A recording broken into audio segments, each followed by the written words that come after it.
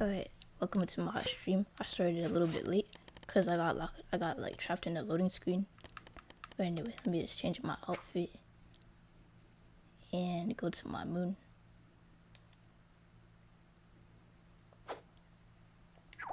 Alright, there we go.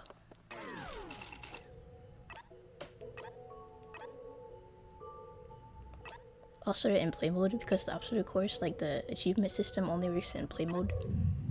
In my new version though, it should be able to work in create mode. And hopefully this time I don't get soft locked in the loading screen. Alright. So, here's the achievement system. The way you get ribbons is by, well, there's two conditions. It's like you have to get all the score rings and you have to complete it in under 10 seconds. So here's my first one.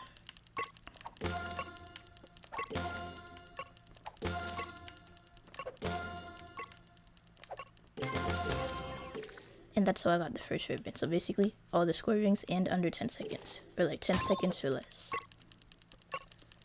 Oh, someone said hi.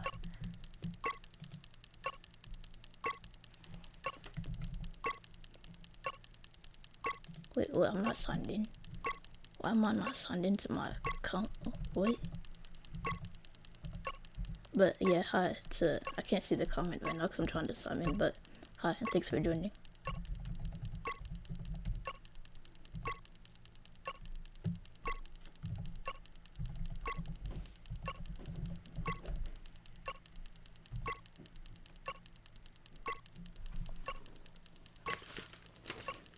Okay, but yeah, now it's making me sign in. I didn't know I wasn't signed into YouTube. Like, I'm the streaming thing. Like, I can't comment, I can't respond to anything in chat. Like, when people say hi, I actually want to, like, type hi back, so. Alright, here we go.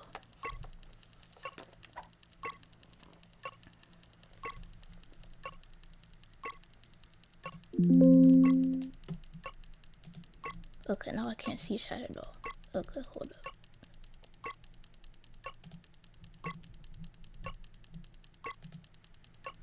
Now it's making me sign in, but hello to everyone that joined. It signed me out of my account, so I'm trying to sign back in so I could chat, so I could actually respond to people that said hi. But yeah, hi to everyone that joined, and thanks for joining.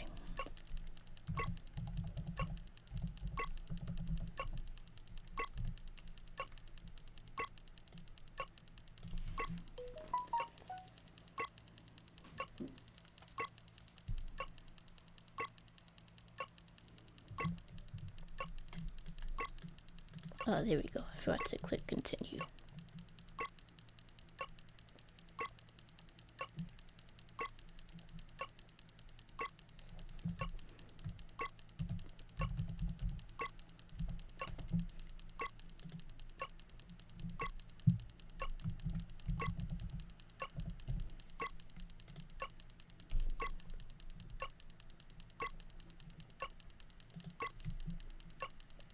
Alright, so now it's signed in. Alright, there we go.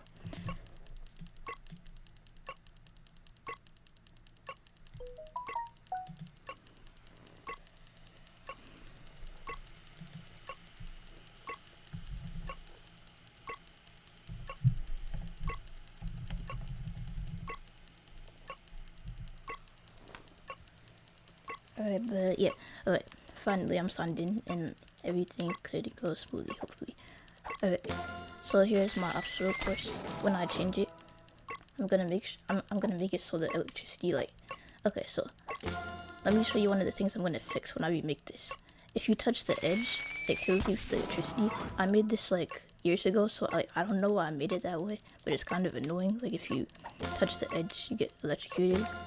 Maybe it's like a punishment for going backwards, so like you can't go like this. But like, I'm gonna remove that when I improve it.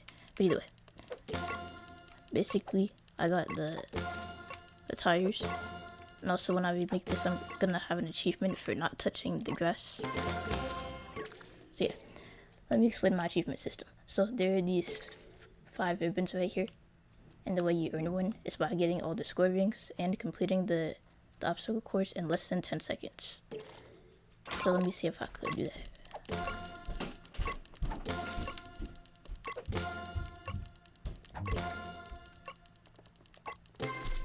And I missed the scoring.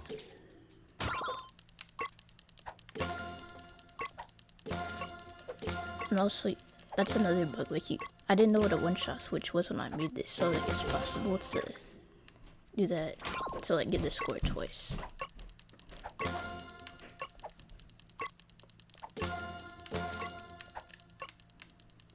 Oh wow, well thanks for stopping in.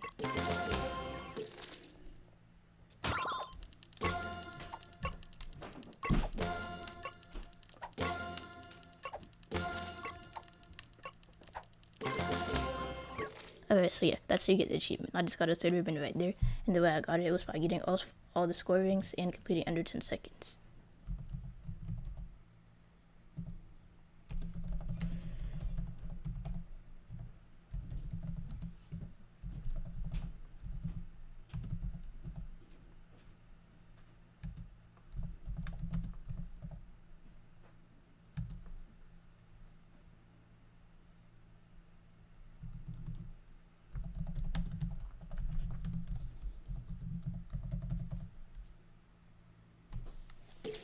So, oh yeah, so also just curious, who told you about my stream?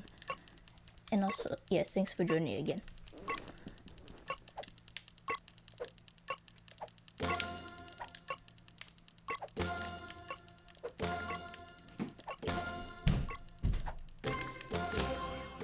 Anyway, I think I'm about to improve it now, so I gotta go to create mode. Hopefully I don't get trapped in the loading screen again. Alright, here we go. I'm just gonna close this. So, alright, so I'm gonna be remaking all of this. Well, not the absolute course, because the layout is fine.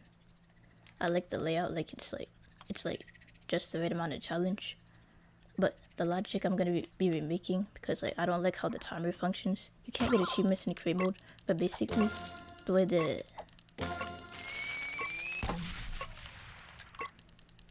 way it works is that like the timer is gonna get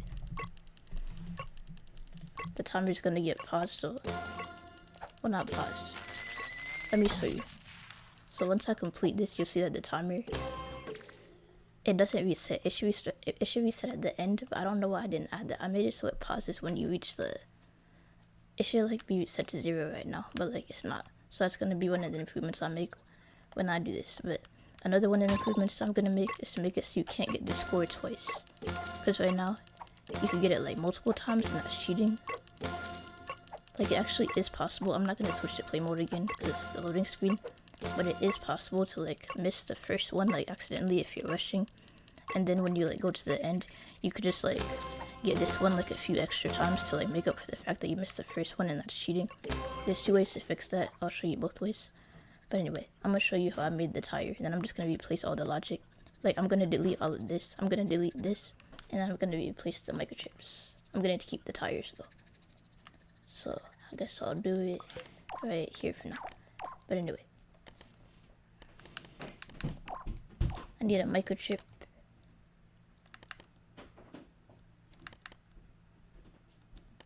Not a microchip, that's a decoration mount. Alright. A decoration mount.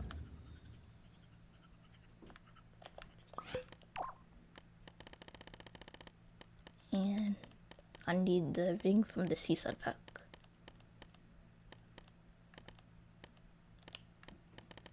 Alright, there we go. And I want it to auto center. Wait, will it even look good if I auto center it, or do I need to do that? Or but basically, well, it doesn't matter because I'm gonna use the same tire. But the way I made the ring, like the way I made the tire, is I had a ring, like I placed it, and then I just like resized it and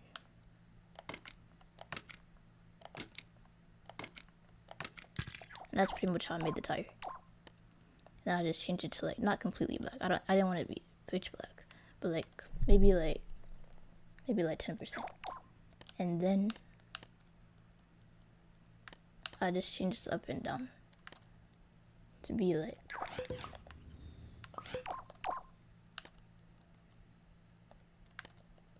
so yeah, whatever amount, I don't remember the exact number that I set it to, like, but like this was like around the same thickness of a tire, I think.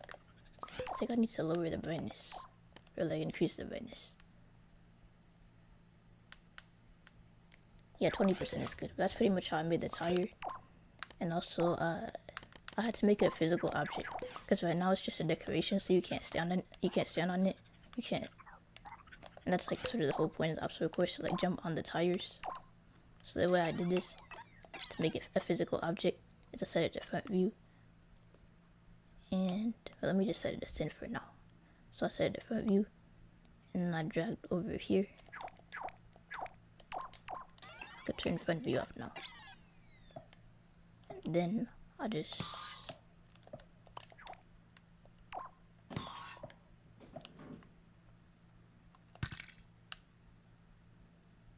alright, there we go. And then to make this part invisible, what I did is I used an opacity tweaker, because you shouldn't be able to see the cardboard. It's just so you could collide with it. And you don't have to use cardboard. It could be any material that's like a physical material. So pretty much anything except for like the special effect materials, hologram and sticker panel. Just use anything that's physical like cardboard. And then you just want to glue this all together.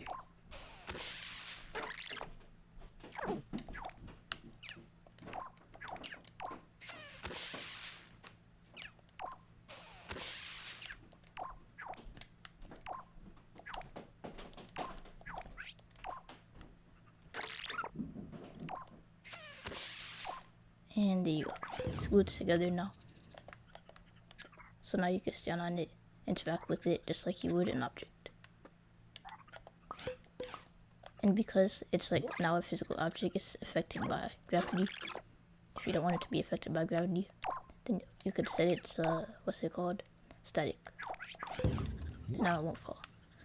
But anyway, I'm going to be using the same tires that I used before, just so they're consistent in size. Like I'm going to be using the same layout. I'm just going to be remaking the logic.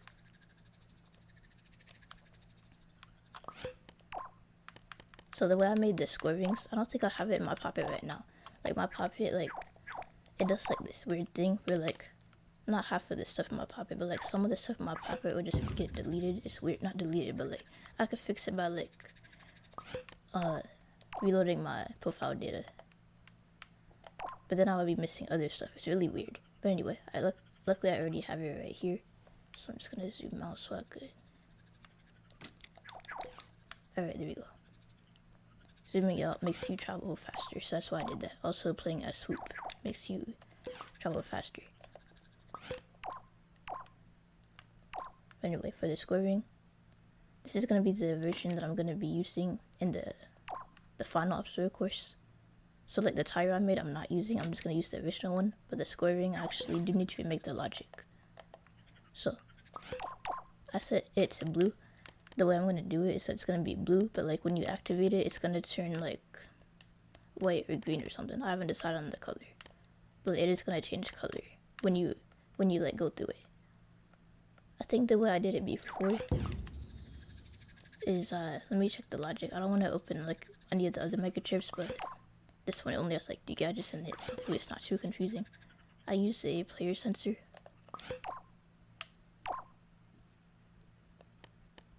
Set it to, yeah. I'm not sure if I'm gonna use a player sensor this time. I think for more precision, because like wouldn't that be like imprecise? Like you could just go next to it and it activates, or is it accurate? I don't know, but I guess it doesn't matter too much. Yeah, see, like it activates when you're like next to it, as opposed to through it. Like let me set it to front view and you'll see. I could either increase the size of the player sensor, or I could just use the impact sensor instead. I'll just set it to, I'll just decrease the size. Actually, we'll need to use the impact sensor a bit later on, but anyway, this should be good.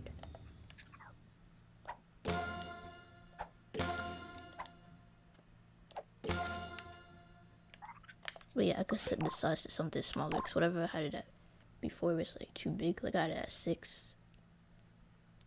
I'll set it to like,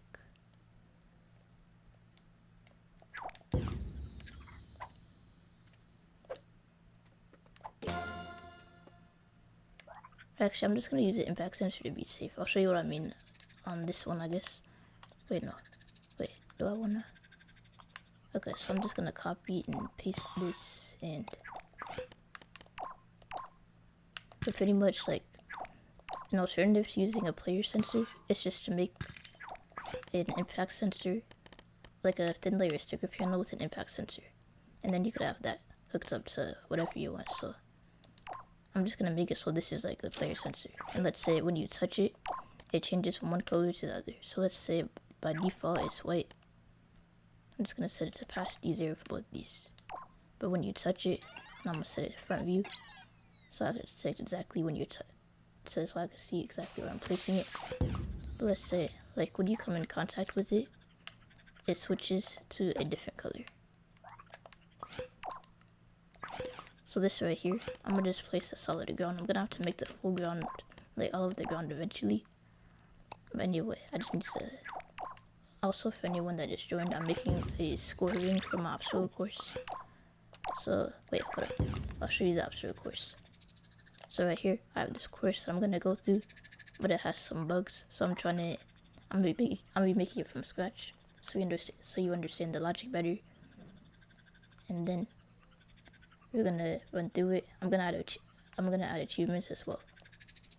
Because right now, the way you get these ribbons is you have to complete the obstacle course in less than 10 seconds, and you have to get all the score rings. So I'm just gonna separate those into 2 separate achievements, and I'm gonna add at least a couple more. So it's a very simple obstacle course, but the achievements are what makes it fun. But anyway.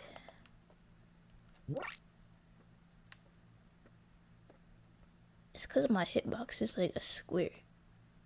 Does it really matter if it... Okay, let me try that again.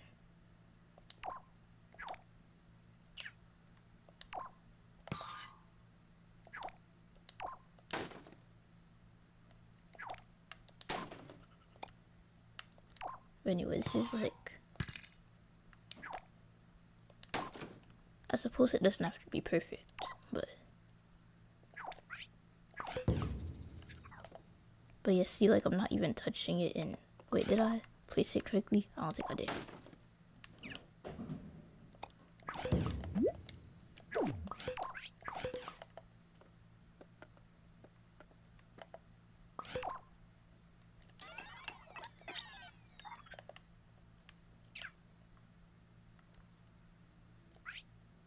Oh, I have to set it to player.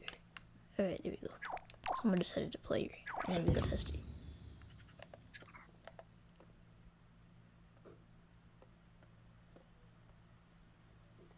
But yeah, that's slightly more accurate, I guess. But anyway, we're gonna use that logic for the scoring. But anyway, I'm gonna place some microchips, so this is like a lot neater.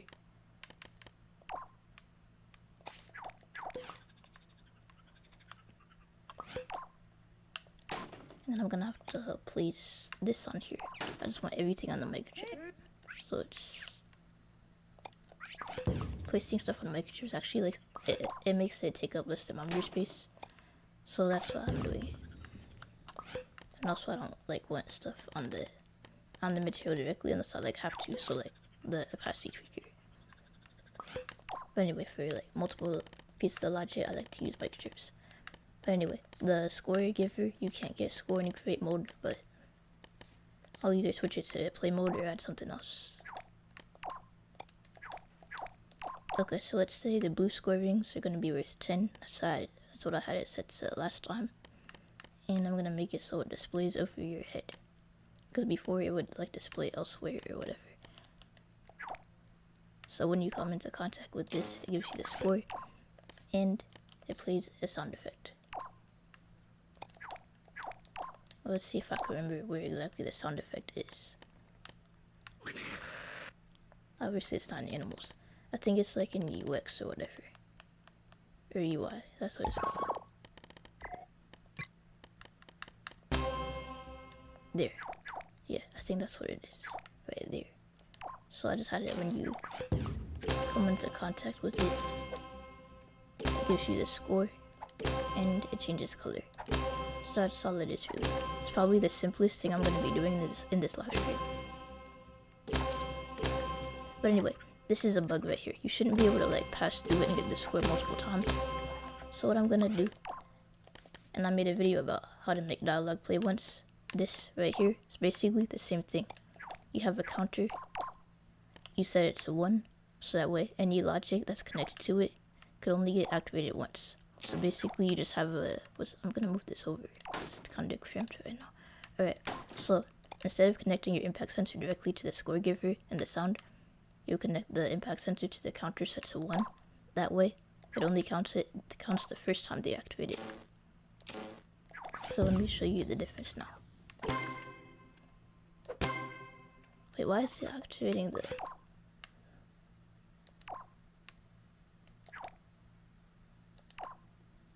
Oh, I didn't connect that. Alright, so anyway.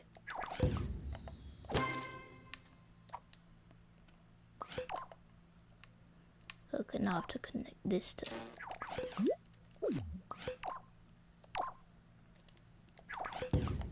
Alright, so now it only activates once. Like it's active, and even if you pass through it again, it can't activate, so that's like the anti-cheating mechanism I added in. That counter sets 1. So instead of plugging the impact sensor directly to everything, I connect it to a counter sets 1 and connect that to everything. Because remember before, with the original obstacle course, I'll showcase it again. So with the original obstacle course, it was possible to like get this score multiple times, so I could like keep jumping through hoops to get like more score. And score was actually one of the requirements for getting achievements, so like I could cheat. So like if I miss one of them, which I just did, I could just make it up at the end by like going through here and just like going through it multiple times just to get more score, and that's cheating. But luckily with this new version that I made, you can't do that. Once you get this score, that's it. It's all thanks to the counter set to 1. But anyway, I'm just gonna put that logic over there, assuming it's finished. I think I want to change the color, so like instead of white, let's see, what color should I do instead of white? That's kinda... Wait, no. Instead of going from blue to white, how about instead of going to white to blue, how about I do from blue to white? Or green. I guess I could do green. Or like a lightish green maybe. No, that's too late. I can't even see that.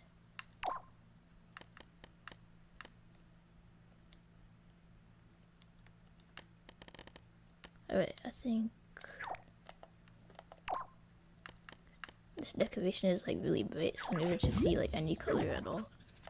I think I'm just gonna do white, because like there is a green score ring, so that would just be confusing if I had it like turn to green again, or like had to choose a different color. So anyway, when you activate the score ring, it turns white.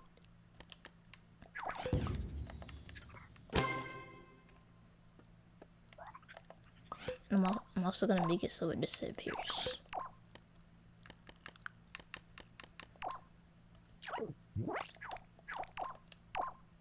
So like I'm gonna do the streaking effect. Streak. Alright. So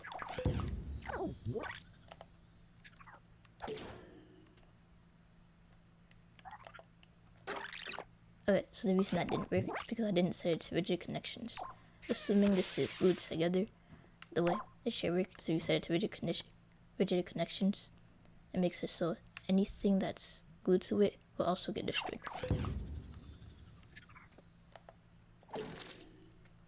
I actually want there to be like a slight delay, so I'm gonna add a timer. So I'm at like a 0.2 second timer.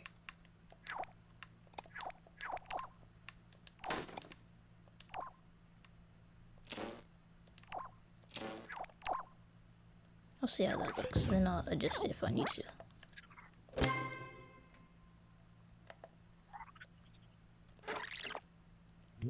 Oh, I think it was already activated, that's why. Okay. So I'm gonna see how that looks now. Wait, I wasn't ready yet. I was like on it already. 0.4. So I don't want it to like disappear right away.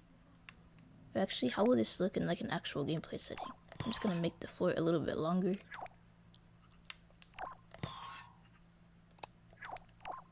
I'm gonna place these. I'm gonna use a grid when I make the actual course, but yeah, I think 0.3 is gonna be good.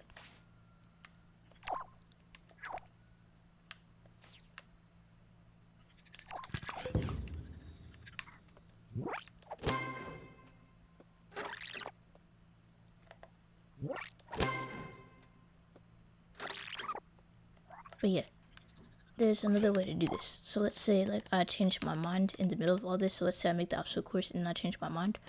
What I could do instead is, instead of placing a microchip on it, wait, no, that wouldn't work for, wait, would it work? Okay, I'm gonna show you what I was about to say, and then if it doesn't work, I could just do something else. So I can make it so I have a tag called square ring. So that way, if I decide to change my mind in the middle, and I already have like 10 square rings placed, I don't have to like change the logic for all of them. I mean, I could, it wouldn't take too long, I guess. I could just copy and paste the microchip. But there's a different way of doing this. Basically, if you use the broadcast chip and have it broadcast to tags, basically what you could do is, so all in range and then just infinite, I guess. So infinite all in range and then broadcast only to tags. Let's see, where is that setting? Tags. So square rings. And then I could just place all this logic onto here. I'm not sure if this would work correctly because there are outgoing wire connections. So that could cause problems, but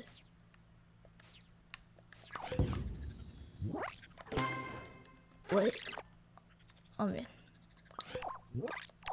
That's do destroyers not work on broadcast chip? Because if so, that's kind of annoying.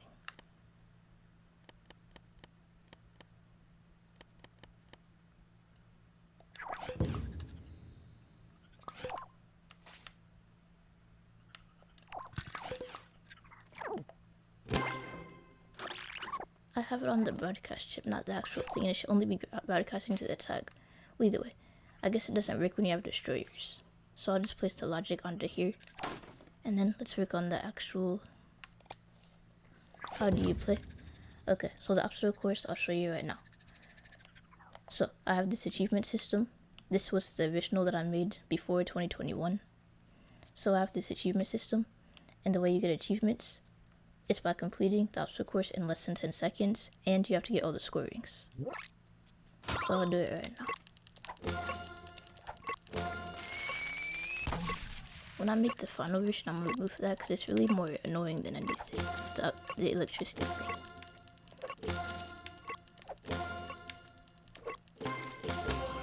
I didn't get the achievement because I didn't get all the score rings. Oh, how do you play LBP3? Well, LBP3, basically there's the story mode.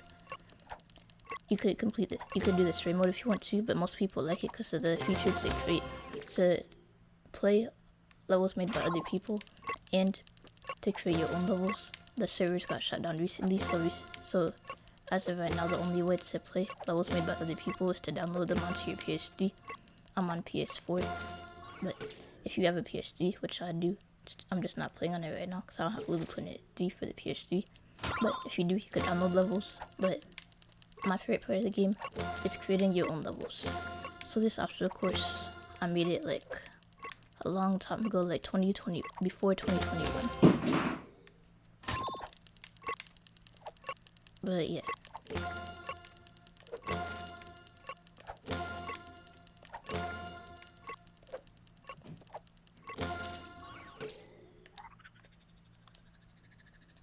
Either way, I'm gonna make the actual course now because I think I had the logic down. Like the basic logic, I mean. How many layers was this? Maybe like 10 layers. Anyway. Wait, no, I said I wasn't remaking the course. I said I was only gonna remake the logic. Alright, so this is the part where I drag all the logic onto the logic that I made. Yeah, like the Olympics. Sort of a little bit. It's just jumping over tires, but It doesn't have too many obstacles, but yeah, I guess it's like the Olympics. Anyway, I'm gonna replace this microchip. It like auto replaces stuff, so if you just... I'm just gonna use a player sensor just to make it easier to replace, because I don't feel like doing the... What was that? Like the impact sensor thing for all of it. So I'm just gonna set it to a player sensor and set it to like 5.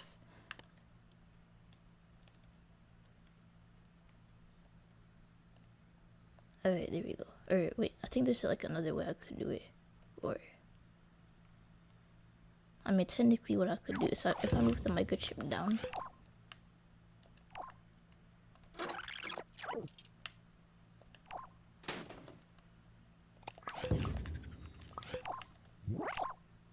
Yeah, technically I could do this, right?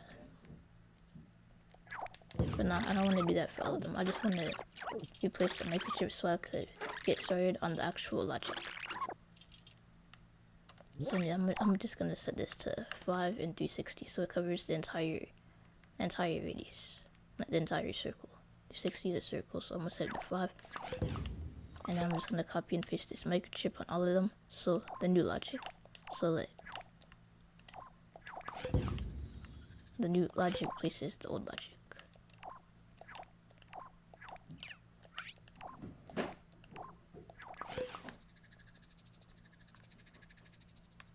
Alright, I'm just gonna get this one again.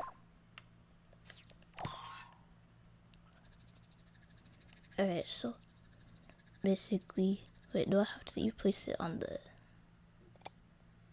Alright, there we go. So I'm just auto placing the logic, and then I think for red I'm gonna have to do it differently. So like, what did I have the score set to for red? Oh, wait, that one didn't auto replace. Wait, what happened there? Oh, I don't know. Okay, there we go. So for red, what did I have the score set to for red? Was it like 30? It was 50. Which makes sense because it's higher up. And then like the green was set to 5. I don't know why it was set to 5. Probably gonna change that to a blue.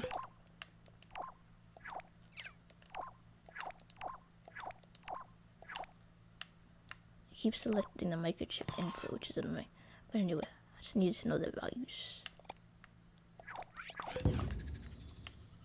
And I'm just gonna change this one to, what's it called? Oh yeah, 50. So the score for this one is gonna be 50.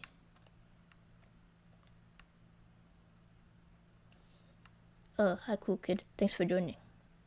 But anyway, I'm gonna set this to 50.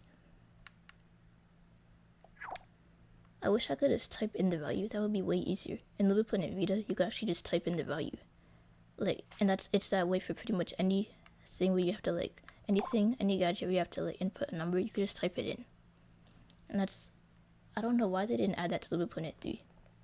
There's like quite a few things from LBP3 Vita that they did add to LBP3 3, such as the emitter having a destroy input option. They also added the decipheralizer and the sticker scrubber, which were originally in LBP3 Vita. They added the timer having a positional input option, but they didn't add the ability to just type in numbers instead of scrolling through numbers, which is kind of annoying. Like, it's like a time-saving thing. I don't know why they didn't add that. But anyway, let me make sure this works correctly. And it doesn't. Let's see why. Oh, I remember what I did now. I was doing like the impact sensor thing. Okay. And then I changed my mind and decided I was going to do a player sensor. That's why. Because it's like the impact sensor. And I didn't have it set to include touching it. But anyway, I'm using a player sensor now and I'm just going to set it to like 5. So it covers the inside of the circle.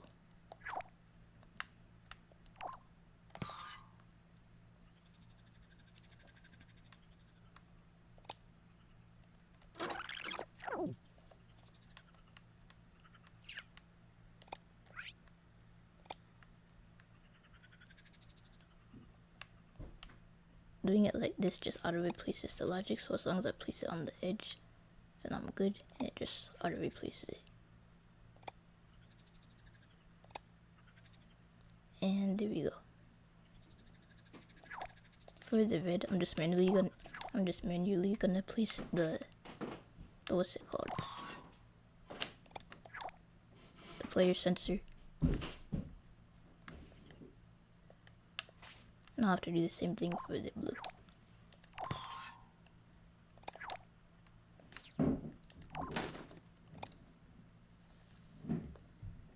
Normally on PS3, if you mean online play, then no, the servers are down. But if you're able to jailbreak your PS3, then you can still play online as normal. But yeah, the online doesn't work. Like, you can't play with other people and you can't play community levels unless you download them to your PS3. And I have a video on how to download levels onto your PS3, but just be aware that right now, the website to do that isn't working. Like, I talked to the owner yesterday, and like, you can download levels, but you can't extract them. It's kind of weird, but hopefully that gets sorted out soon. And also, I'll be right back in like 2 minutes. I just have to check something.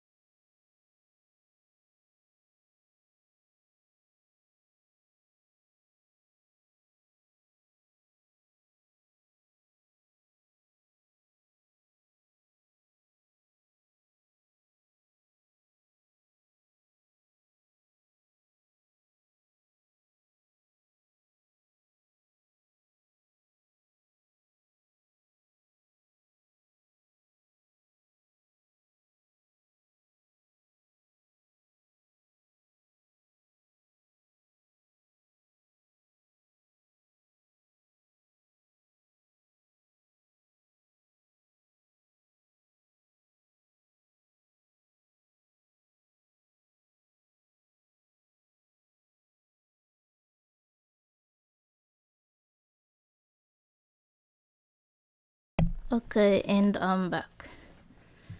Alright, so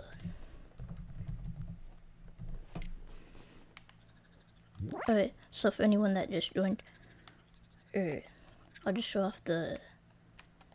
Oh yeah, in case you're wondering what this is basically so you can't change the layer. So I just have like this and this invisible block, so you can't change the layer. So like I'm trying to change the layer, but I can't. But anyway, that's of course. I'm gonna remove that. Let me just do that right now, actually. I'm just gonna reach the end so the time stops. But anyway, one of the first things I wanted to do was to add the anti-cheat mechanism, which I did. Wait a sec, did I delete the... I accidentally deleted the first scoring, I guess.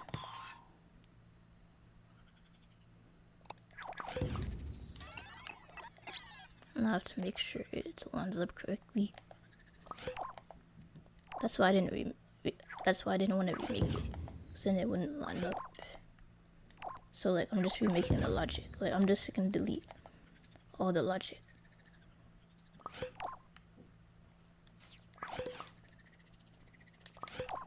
Okay, I'm just gonna place the original down here, so I have a finished version. Do I think LBP3 4 will come in 2027? Maybe. I don't really know for sure, but people are saying that there's no reason for LBP3 4 to be made, and that LBP3 3 like added too much. But then again, people said the same thing when LBP3 2 came out. You just don't hear about it nowadays because everyone loves LBP3 2. But like there were a few people that said that LBP3 2 added too much to frame mode, and people are saying the same thing about LBP3 3. But it's just that the lack of tutorials, like the lack of in-game tutorials, is what makes the frame mode seem kind of pointless. Like, they added all this logic and they didn't explain the purpose of the logic, so I guess it seems pointless or whatever. But I don't know. I like the new logic they added, like the character animation tweaker. It's honestly the whole reason I play LBP3 3. if LBP 3 didn't have this, I'd be playing LBP Vita right now. So yeah, there's apparently nothing that could be added to LBP 4. I disagree. You could add like math logic, like equal to sensors, greater than sensors, and some maybe an actual 3D chip. So like, I don't know. But then again, in LBP 2, they didn't add like a controllable sackbot, just a sackbot. So I think they like it when we like make stuff for ourselves. But like, basically, yeah, LBP 4 might come out, but people are saying there's no reason for it to be made, and that LBP 3 already added too much logic, which I disagree with. But yeah, Restitch. Restitch is I don't think Restitch is gonna. Okay, so there's Restitch coming out sometimes once works the exact same. I don't know what you're trying to say there, but if you're saying that Restitch is the same thing as Little Bit Planet, based on what I've heard, it's not. Basically, it's gonna be like Little Bit Planet 1 with Little Bit Planet 2 logic, is what I'm hearing. I asked if it was possible to remake Angry Birds and Restitch, and they said no, and that they're focusing on platformers. So for casual fans of the game, they're gonna like Restitch, but if you're a creator that wants more, like a lot more than Little Planet 2 and 3 had to offer, you're probably not gonna like it. So most people are gonna like the game because they're casual Little Planet fans, not hardcore creators that are like trying to push the limits. Or why are my square rings being deleted? Didn't I just have some square rings here? And wait, what happened? I swear they got deleted. That's so. Oh, I understand why. I had the destroyer. I get it now. I had the destroyer and I went to the obstacle course. And yeah, but anyway, I'm gonna play Restitch when it comes out, and I may make tutorials for it, but it's not gonna be my new favorite game or anything like that. Like, I'm sure it will be a good game, but I don't think it's gonna be better than Little Bit Planet, and they're not trying to be better than Little Bit Planet. They're just trying to make their own thing, and they actually don't like it when people compare it to Little Bit Planet, which I just did. But I'm just saying, like, don't be surprised if it doesn't have new logic, because they're not trying to make a new Little Bit Planet. They're just trying to make their own thing.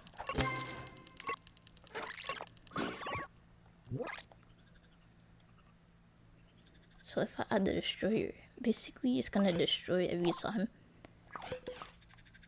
and then I'm gonna have to undo it. I suppose that's not a huge deal, I guess. Okay, the destroyer thing would look cool if I had already reset it. I don't feel like making a way to reset it, so I'm just gonna delete that logic. And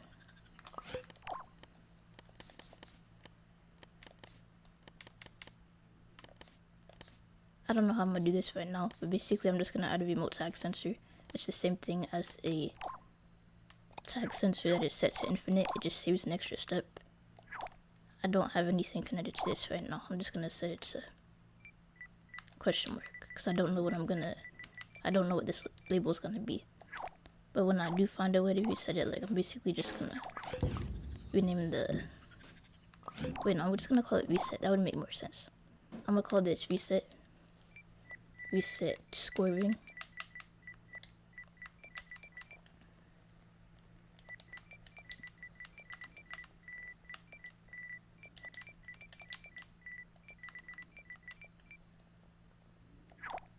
Then I'm gonna have to copy and paste this microchip. Like, it works fine right now. Like, it doesn't change color. I'll do that in a second. But basically, if I want to reset the square ring, I'm gonna turn a tag on and have it reset. So reset square ring, and then it would just reset. So I'm just gonna have that tag turn on and off.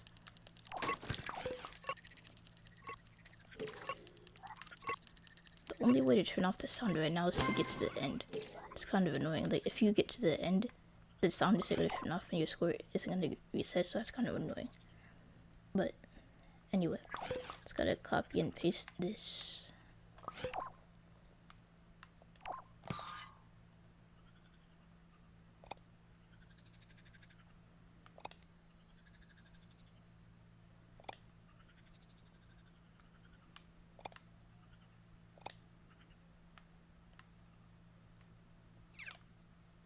And yeah.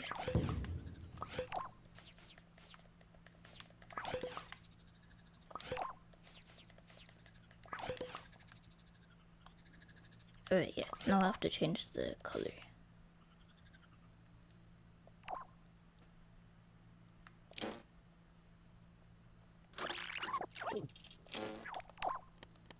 color is gonna be white, and I'm gonna have to change it for all of these. That's gonna be annoying.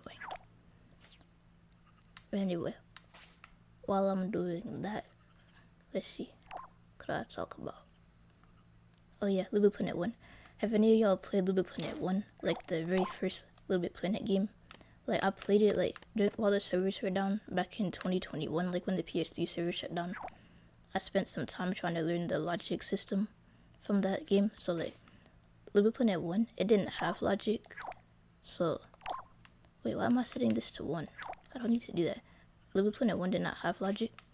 So basically, if you wanted to do anything like complicated, like you had like a level where you wanted to, I'm gonna give an example.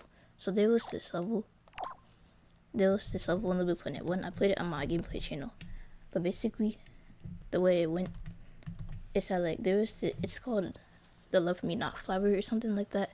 But basically in the level you had to like, there was like this flower, and you had to like pluck the petals at the right time. And the way they did that was with an AND gate.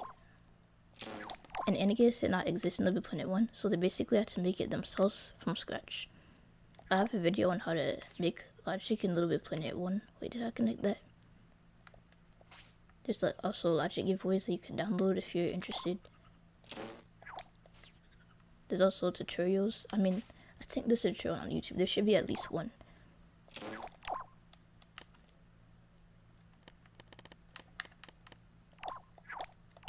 Either way, Little Bit Planet 1 logic is not too hard. It's like once you have the logic created in your Poppet, like that's all it is. You just have to have the logic in your Poppet, and because it's not in your Poppet to begin with, a lot of people don't know about it. So I'm glad that Little Bit Planet 2 added logic. Because that way everyone could use it, everyone could know about it. And yeah.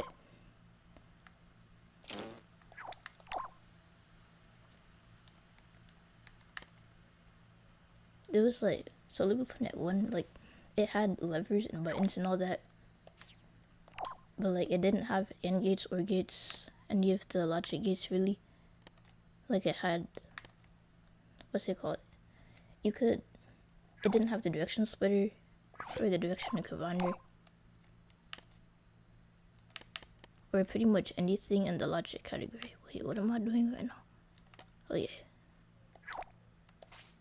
Is this connected?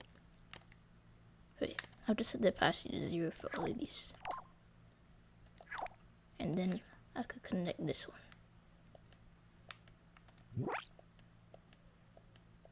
Alright, so just have to fix this, and then I can move on to the actual logic.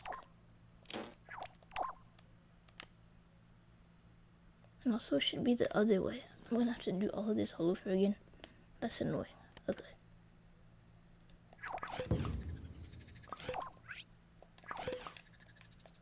Alright, so the way it should work is that it should start at blue and then go to white. But like I did it backwards, I guess. Okay.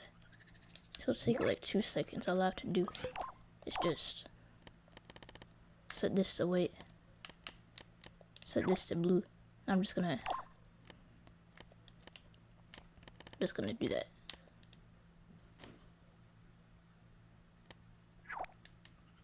So white, blue. So I just have to reverse the colors. And then we can move on to the actual logic that I wanted to improve on.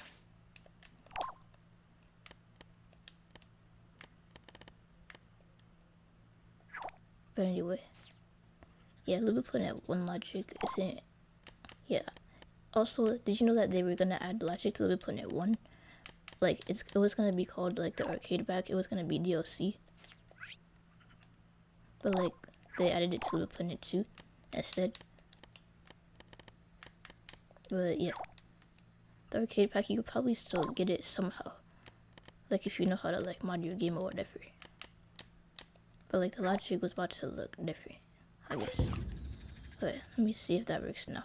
I actually have to change the color to red for this one because it's at the top, so it's worth extra points. And I have to change the point value.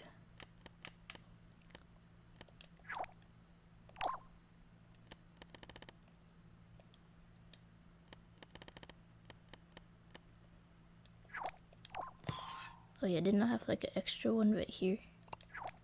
I think I did. Like here's the original. Down here's the original obstacle course that I had. So yeah, right below, like right before you reach the thing.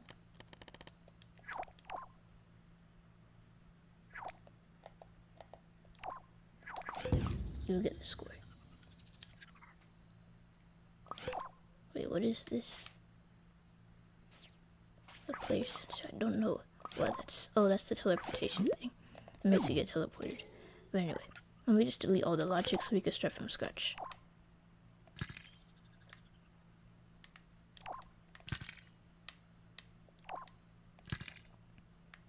Wait, what did I delete just now? Oh, that was the one from down there. Okay. I'm gonna have to. How am I gonna make it only follow the player if. Do I have like the radius set too high or something?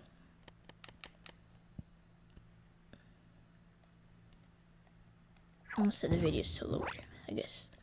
And then when I go up here, it shouldn't follow me. So I'm just gonna delete this one.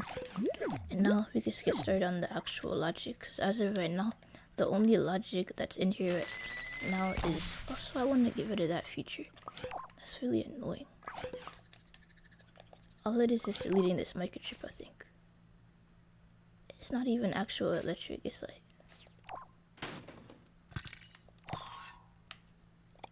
Alright, so after I get rid of this... The feature where it kills you if you touch the edge, then we're gonna like make the achievement system. And I'm gonna make it so it displays your best score. It's actually like really easy if you know how OR gates work, and if you watch Confirm C tutorial on feedback loops, which you probably haven't because not because the tutorial came out a long time ago, but because like the way he like titled it, it's not like, it doesn't sound like a super interesting tutorial, but like it's actually like really useful. Using a feedback loop is like the best way to make a health system. I don't know why he didn't title it that way, but there we go. Now we can do the actual logic. So in my original, if you haven't seen the original, I'll show you right now. So basically, I had this achievement system and I had this score thing that followed you. I don't know why it's not following me right now, cause I said the... Alright, should be following me. Did I set this to static? Or... Yeah, it was set to static. There we go. But anyway, my original obstacle course, it was like this. That was an annoying feature that I just removed just now in the new one. Like, I don't know why I made it like this. This was like years ago. So I really don't know my reasoning behind doing that. Maybe like a thing to prevent you from going backwards. I just missed that one right there. But yeah, that's the obstacle course, and I'm about to remake it just now, like the logic. Wait, where did the score thing go? Like the thing that was like supposed to follow me. Oh, it's over there. Because I didn't have the radius set high. But anyway, the new one, first thing we're going to do is make the timer display. We're going to make it a bit differently. So, we're going to make it so it displays the time. The time that it takes you to complete the course. And it also displays your best time. Alright, so when you have a follower, like with like the player UI or like the player HUD, whatever it's called, the reason why I placed the follower at the bottom. Also, when you have a follower, you have to set it to 100%. I mean 100 and 100% speed, so it follows the fastest possible. But anyway, the reason why I placed it at the bottom instead of the middle is because I want to place the time at the top. I'm actually gonna have to make this longer, I think. Not longer, but like bigger. And then I'm just gonna have it. It doesn't need to be that big, I guess, but either way, the note tool is gonna display the time. So that way we're gonna do that. Is to have it, let's say the max time it displays is like, actually I'm gonna make the logic first. So the timer, all it is a timer. Like this part is the easy part. A timer, all you have to do is leave it at start stop, and then I'm gonna make it so the longest, I'm just gonna make it so let's see, 60 times 3. So let's say 180. Past 180, it won't go past that. And then that's going to be connected to the notes. So we're going to set this to 180. It's going to count in seconds, I guess. Oh, that's why this isn't displaying. You have to set this to signal strength. So 180. We're going to change the background color to blue. Because I like that color. It's one of my favorite colors. And the text to white. And if you want to display in play mode, because right now it doesn't, you have to set it to, what's it called? Visible in play mode, text only. And I want this to be centered. The timer is going right now, so I have to add something to stop that. Pretty much, I just want this to display above my head. So yeah, it's a little bit too above my head, so I'm just gonna move that down. But anyway, it displays the seconds. So I'm just gonna add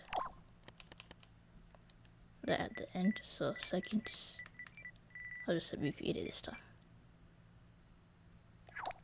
Wait, no, I have to add a prefix, not at the beginning. I want it to display at the end. So like adding a prefix or a suffix, that's what it's called. A suffix is basically at the end. So like whatever the note tool displays at the end. So in this case, I want to say seconds. So it's gonna be counting my seconds. And I have to add the space before that, so it displays properly. Okay, so 89 seconds.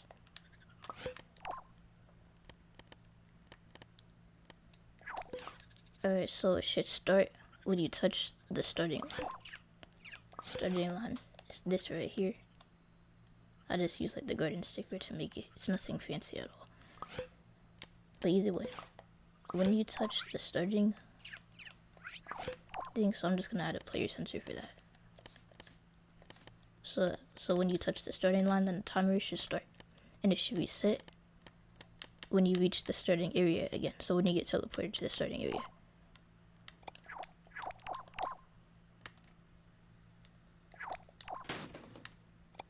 Just gonna switch the position of these.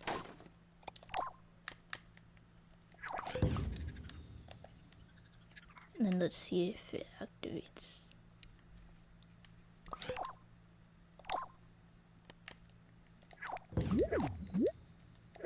Wait, no, I'm gonna place this where I can actually see it.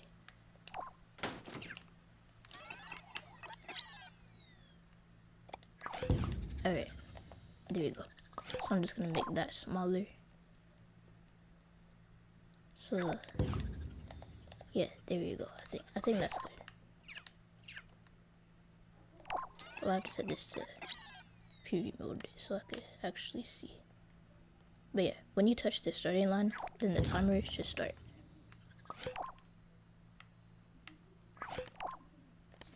And it should stop when you reach the finish line. So I'm just gonna use a 2-port selector, so I have complete control over when it starts and stops. So port 1 is going to be start, and then port 2, which isn't gonna be connected to anything, that's gonna be stop. So when you touch the starting line,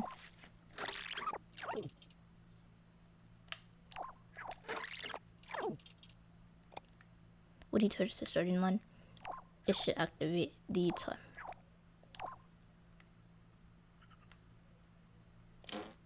And then when you touch the finish line, it should stop the time. And also when you reach the starting area again, it should reset the time. I already have a player sensor over here. What is it set to? It's set way too high. I'm gonna set that to like 4, and it's not even centered. Yeah, I guess that's good.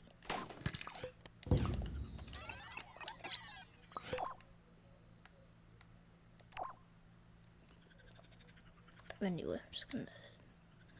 So yeah, that's gonna stop it. Let me show you what I have so far, and then I'll explain it again. But actually, I'll explain it, and then I'll explain it twice actually. So by default, it should be at stop. So I'm just gonna reset this to 0. Alright, so the way it works is that when you touch the starting line, then it starts. Input 1 is start, input 2 is stop. So input 1 is connected to the timer, which is set to start stop. So when input 1 is active, the timer should start. The timer should run. Anyway, I'll show you that right now. So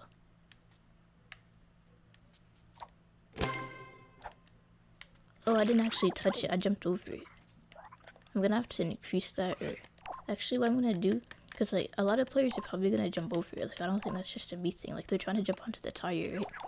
So I'm gonna make it so instead of using a player sensor, I'm gonna use an impact sensor. So I'm just gonna set this to invisible. And I'm gonna have a impact sensor on here.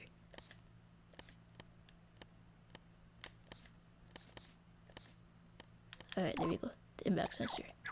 If you want it to work on hologram and sticker panel, you have to set it to include touching, so it works with non-physical materials. And we're gonna set this to players. So all players.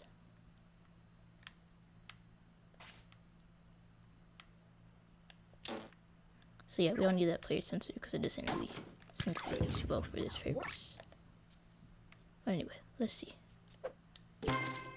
Also, we didn't add sound effects, but this is just, we're gonna do that in like a second.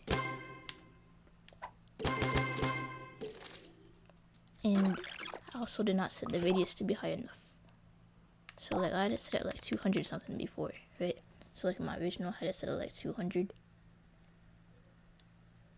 I'll do it like, yes, 200 should be good. But anyway, the timer doesn't actually start until I touch the finish line. Ellen said I have an eye in the affection in real life. Oh, that's interesting. Like, you can't see, like, your vision, like, when you're, like, if you're old enough to drive, like, can you not drive? Or is it, like, you're sensitive to, like, bright lights or whatever? But anyway, there's a timer. As you can see, it runs when I touch the thing, but when I reach the finish line, the timer, it stops. So as you can see, I got a time of 9 seconds. I want it to reset when I reach this area right here. So what I'm gonna do is I'm gonna add a player sensor. So I don't need like precise.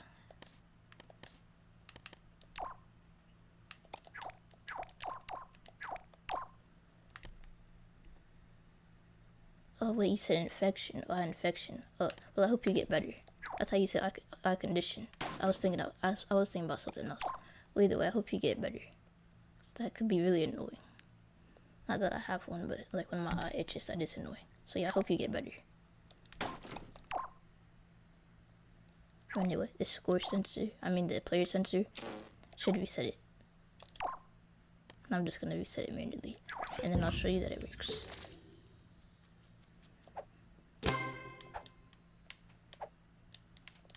I'm missing the score rings, I know, but I'm just trying to demonstrate this so the timer is running. But when I reach the finish line, it stops. And then also it resets. I didn't show you how I made the teleportation thing. Basically, all it is I have a player sensor right here, and I have it connected to a, what's it called? It's like right below my checkpoint, the teleporter. I have it connected to a character teleporter. And also, when you reach the checkpoint, it resets your score, so it just subtracts 200. Just to be safe, I'm gonna like boost it up to like, I'm gonna make it so it subtracts like 500. But anyway, that's all it is. The player sensor resets your score, and then the other player sensor is connected to the teleporter. But anyway, let me show you that one more time. Timer runs as soon as I touch the score thing.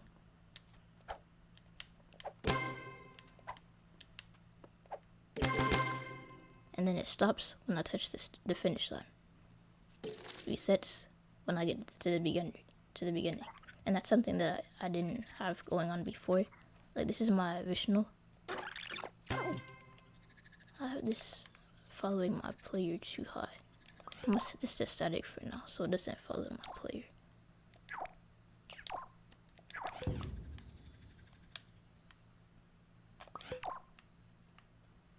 And then I'm gonna set this to like 300, so it does follow my player, but only when it's not set to static, because this was the old version, and I just lowered it so it wouldn't follow me in my new version, in the new version of the obstacle course. Anyway, we're just gonna, actually if it follows me I don't need to drag it, but the old version, let me show you how the old version of this works. It resets and starts at the same time.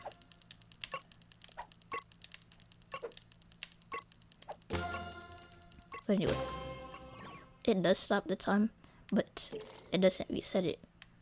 So yeah, that's something I improved in that new version that I just made. So now I have to add sound effects. Oh, and also, for anyone that just joined, I'll show you the new version that doesn't have that score issue, like the time issue. So it starts right here. Doesn't have sound effects, I didn't add that yet. But it will stop when I actually touch the finish line. So as you can see, it stopped. I got 8 seconds. And then when I get teleported back to here, then it resets. But anyway, now we're gonna add sound effects. So the sound effect, I forget what it's called. I think it's in UI though. It's like a score counter.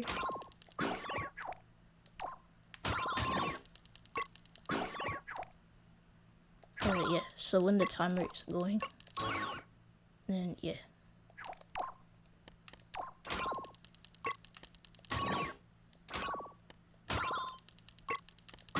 I just realized that reaction is basically the sound effect that plays at the end of score counter. Okay, when you turn it off. I guess.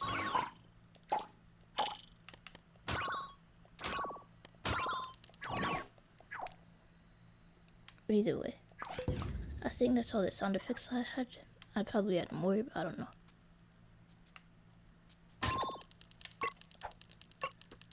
But yeah, also I'm gonna add the function. I'm gonna add like the thing where you can like reset the time. So I mean reset the score rings. So basically that same player sensor that we had before. And I really don't like to place this on the level itself, but I'm not making an actual level. It's just obstacle course. It's not gonna be nothing too fancy, but yeah, the score rings are gonna reset when I touch this. They already reset. But anyway, let me show you what I mean. Like when I get within that zone. So if I were to activate these, they turn white. And the way I have it set up with the one-shot switch, you can't just go through them again to get the points. I have this anti-cheat mechanism. It's basically just a counter set to one. I talked about it in my how to make dialogue play once video. But as you can see, when I reach over here, they reset. So you can do it again. And for those of you that missed that part, let me just show you the logic.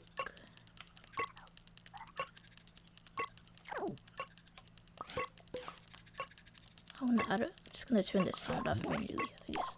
That's annoying. Alright, so for those of you that missed that part, basically the way I made it so you can't cheat is instead of connecting the player sensor directly to the score and the sound, is I connected it to a counter set to 1.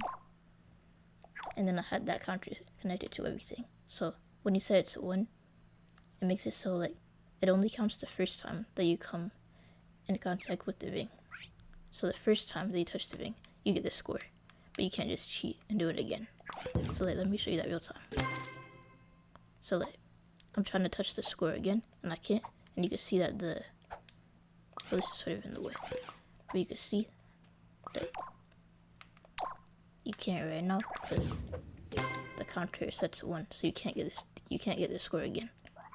So that's how I did that. And then the remote tag sensor, I didn't need to do wireless logic, but I knew I was gonna have to connect something to that eventually, so I just did that. But anyway.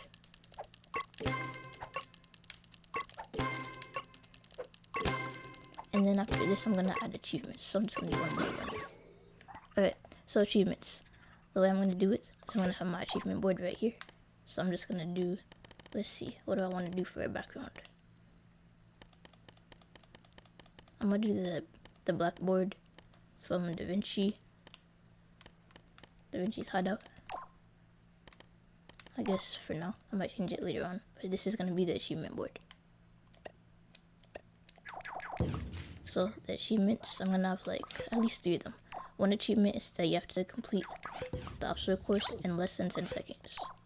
So that's gonna be one achievement. So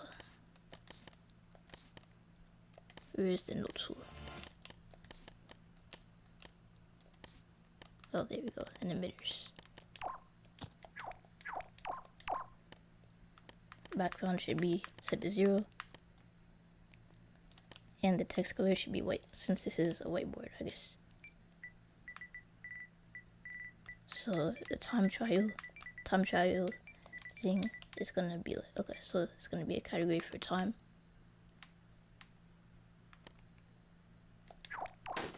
A category for score.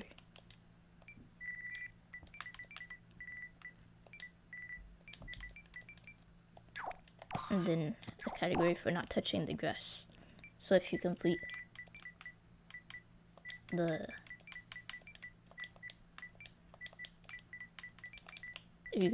entire obstacle course without touching grass, then you get an achievement for that. But anyway, I'm just gonna add the ribbons like I did before. Wait, oh yeah, the ribbons are right there. So the first place for them, it's called a rosette actually. But that's from the Stitcher theme in case y'all don't have it or whatever. So wait, no, I'm gonna place it on the left side. That would make more sense, I guess. I mean yeah, that's the right side. So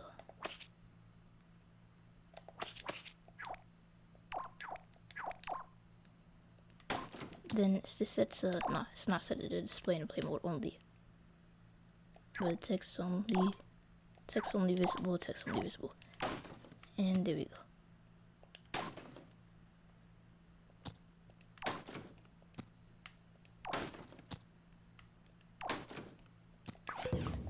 Alright, so the way I'm going to do the achievements, I'm going to have to add another note tool actually for counting the amount of times that you did the achievements. I'm going to do it, you know how like LBP3 2 does its pins? Well, actually, I'm not sure if you get pins anymore since the servers are down.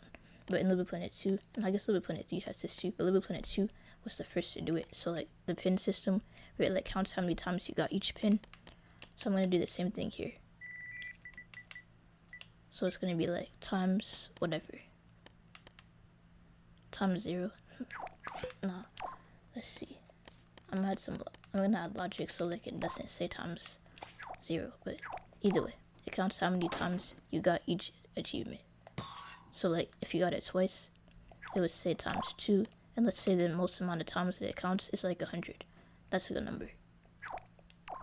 I'm also gonna add a feature where you can like reset your progress and your achievement progress.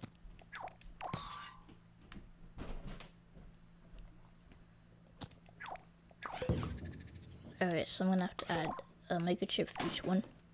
So basically, the time trial, I'll do that achievement first. So we already have the timer right here. What we're gonna do, so we're gonna copy and paste this timer and add another one. So this time we're gonna invert it so that way it detects the opposite. Cause like normally, if you don't invert it, it detects when the timer is full. We want to detect when it's empty. So when the time runs out. So basically, the goal is to get it, like, let's say under 12 seconds. Wait, no, 15, just to start off, I guess. So if you get it under 15 seconds, then that's the time trial. You get that achievement.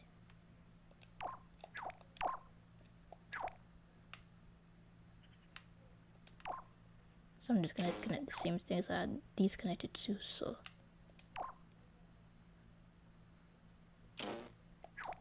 And there we go. So this one right here is for the time trial.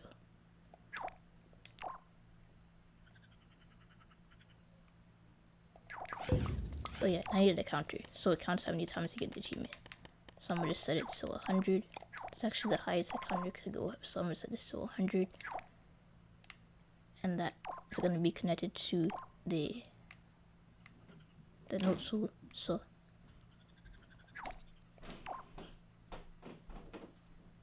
okay, that was confusing. Let me just show you. So as you could see, it starts and it's already active. So like it like counts down. this should be set to 0 right now, so I'm just gonna have it set to 0. But anyway, I'm gonna do this in PV mode, and then I'll show you how the time trial works. So I'm not even gonna focus on the score, just time, I guess. So under 15 seconds is our goal. So wait, should have went up. I don't know why I didn't go up.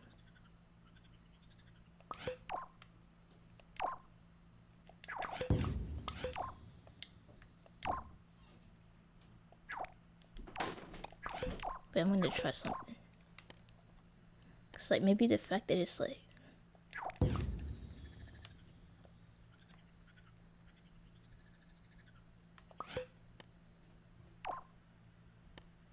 oh, I have to add an end gate. So like when you do it under 10 seconds and when you reach the finish line.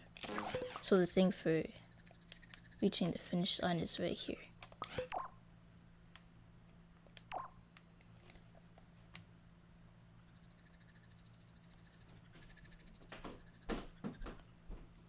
So when you reach the finish line and the time isn't up, then it counts 1. There we go. So now I'm gonna test it.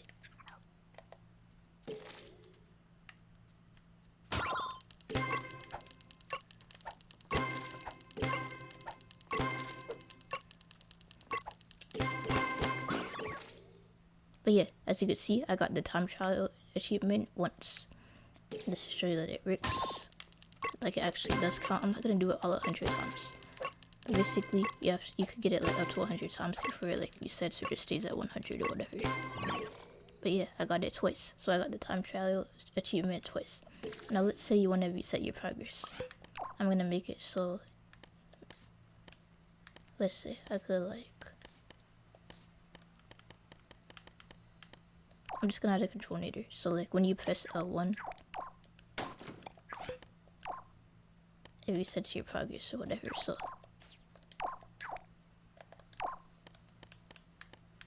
receiver and you control the nearest player makes it so you don't have to be inside. So it should reset all your achievement progress when you press L1. And I'm gonna add a control nader prompt to do that so the player knows, of course.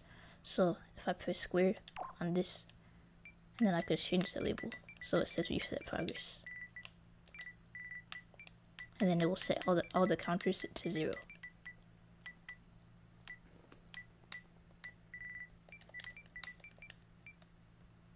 Alright, and then oh I forgot something. I made a video about this.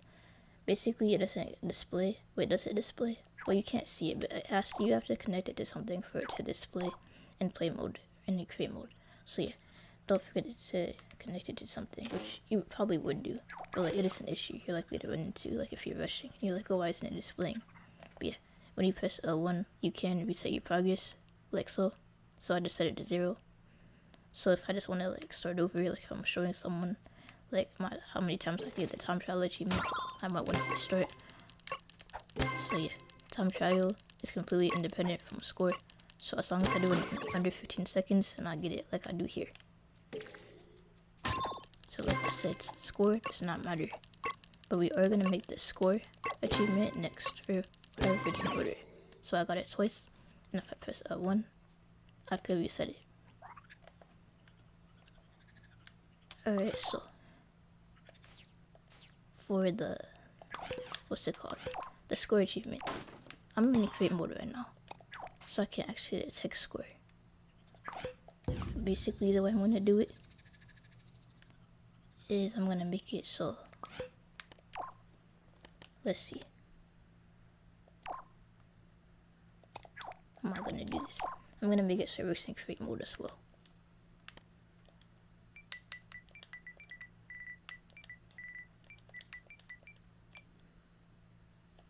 Okay. I'm basically just gonna place a, what's it called? Let's see, how do I wanna do this? So I could do it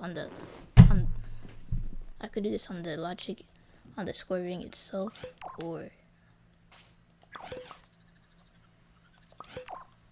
okay, I guess I'll just have it activated tag or whatever. So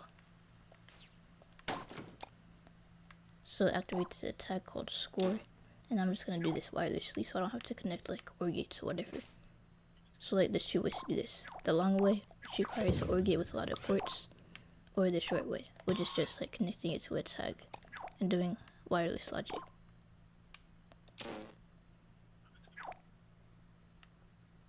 Wait, is this connected correctly? Okay, yeah, there it is. But yeah, I have less than 10 square rings. So this shouldn't take too long. And also the timer doesn't do anything, it was left over. I was gonna have like a cool effect where it destroys, but then I realized that wouldn't be practical because then I would have to find a way to reset it, which wouldn't be too hard. I just don't want to do that. So yeah, the color changing thing is fine enough, but I was gonna have like a cool thing where it like changes color and then it like shrinks, like it gets smaller or whatever. But nah, this is fun.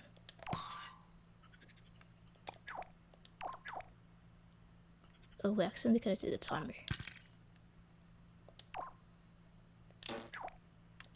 I could delete the timer. Like I said, it's not connected to anything. It used to be connected to a destroyer.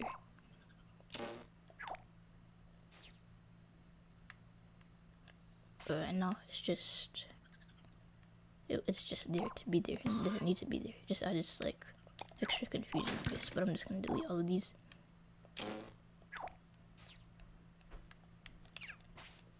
As I double check my logic, I guess.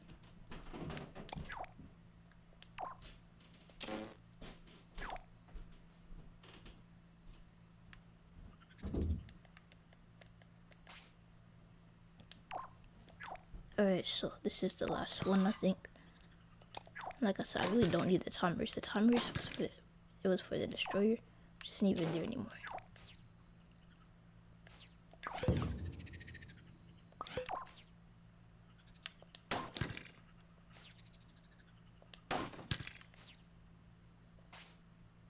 Alright, yeah. Alright, so the way this score achievement is gonna work is I'm gonna have a counter. I have to count how many score rings there are. So 1, 2, 3, 4, 5, 6, 7. If you get all 7 score rings, then you get an achievement, the score achievement. I could do score, but I'm in create mode right now, so I can't actually count the amount of score you get. So I'm just doing it like the counter. So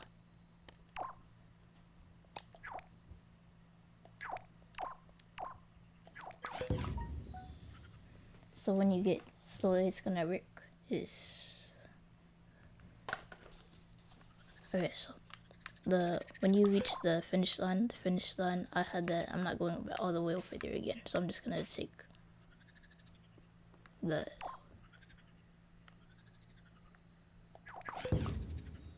wait, is this not connected to anything, or is it? It's confusing. It looks like it's not connected, but it is.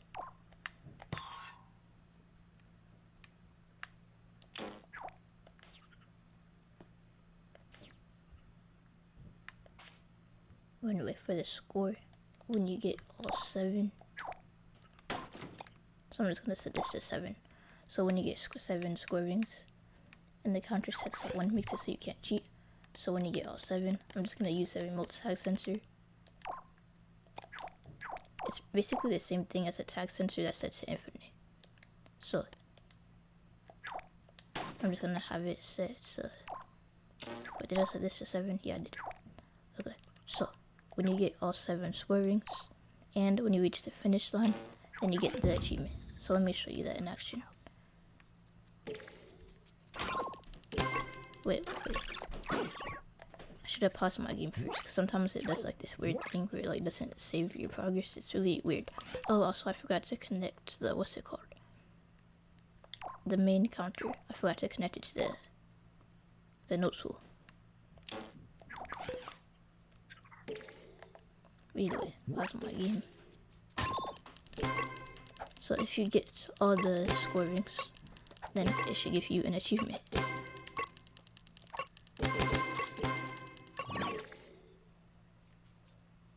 Wait, I didn't get the achievement. Did I forget to connect it? I think wait. Did I connect it?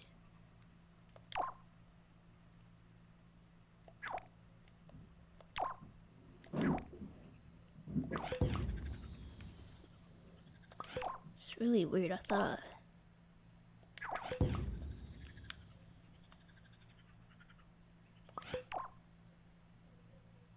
This is set the score, right? Yeah, that's weird. Wait, I'm gonna test that again. I got the time achievement though, because I did it in less than 15 seconds. I'm trying to get the score achievement.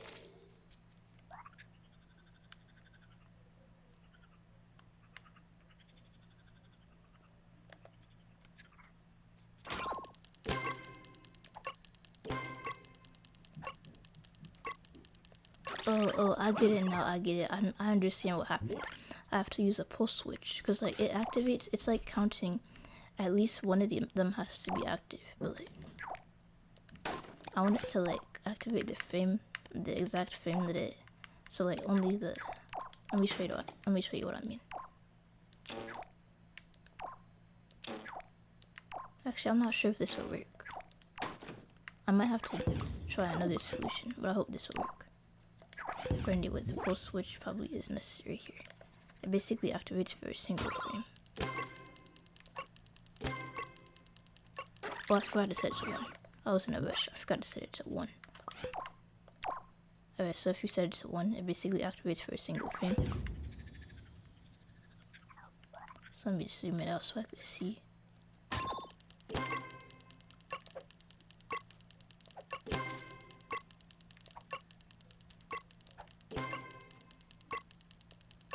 And okay, yeah, that didn't work either. I think the way I should do it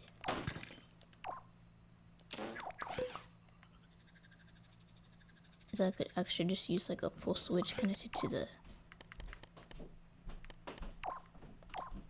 tag. A pulse switch, in case you didn't know what that was, it's a counter that is set to 1 and it's connected to itself. That way it only activates for a single frame.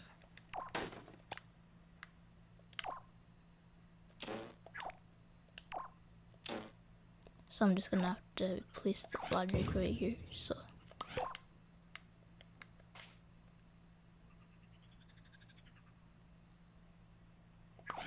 actually for most of these I could just copy and paste the microchip, right? So I'm gonna do that.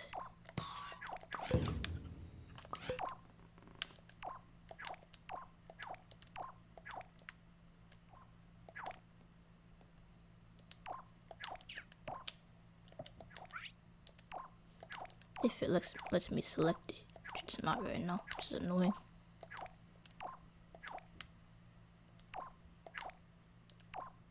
Keeps doing the microchip input. Let me zoom in. That's the furthest I could zoom in apparently. Let me just copy and paste this and I'm gonna make it bigger.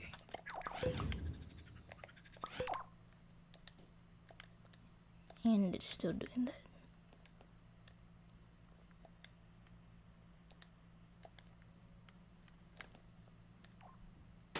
Alright, there we go. Now I could delete this. Oh, hi Exotic. Thanks for joining. Okay, so I'm just gonna place the microchip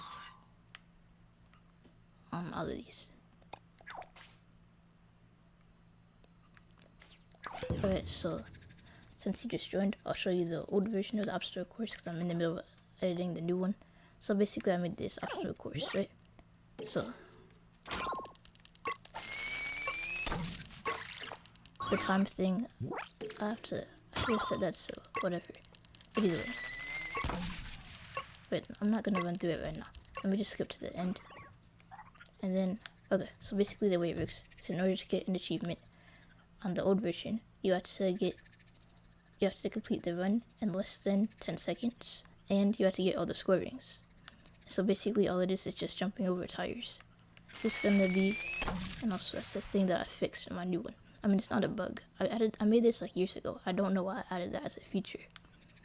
But like basically you just jump from tire to tire and you get the score. And in my new version, I made it so the score rings change color and I added like an achievement board. And yes, there's an achievement for not touching grass. So like obviously in the beginning you're gonna have to touch the grass, but like, and at the end a bit.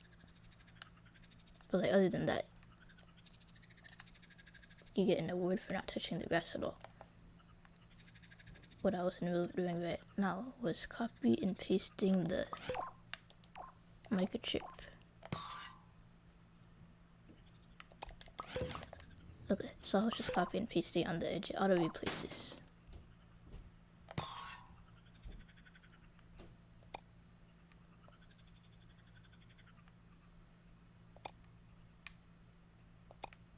I'm just gonna set this to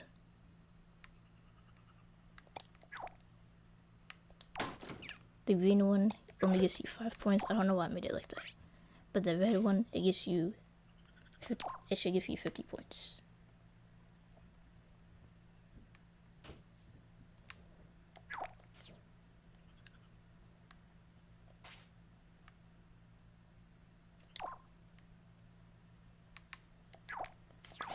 Okay, let's see if the scoring still work. Okay, yeah, they still do. But now they should actually award your score properly.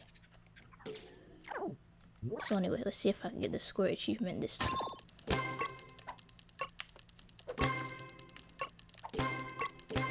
The time achievement is completely different. Okay, there we go, I got the score achievement. Okay, so in case y'all don't understand how that solution worked, I'll explain it to y'all. So basically the pulse switch is the counter set to 1 connected to itself. It's really good if you want to detect the exact frame that something activates. So not whether or not something is active or not active, but like, has it been activated? Like, wait, hold up, I'll show you. So basically it works like, in case you, it like changed layer.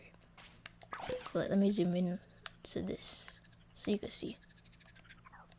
So as you can see, only activates for a single frame. So that means that the tag only activates for a single frame. So that way, the achievement counter, because I was having an issue before where the achievement counter wasn't going up, or it would like only go up once. So like in order to get the score achievement, you have to get all 7 rings. So yeah, here we go, 7 rings.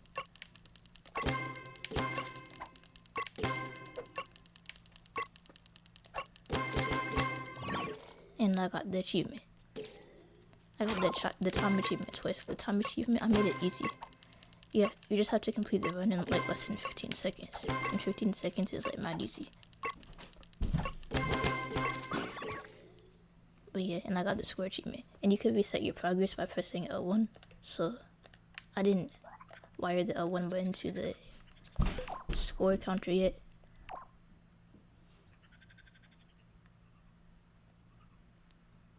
So I'll do that. Alright, and also I have to make it so. Oh, also this doesn't reset. So I should make this reset when you reach the starting line, I guess. Or like the starting area.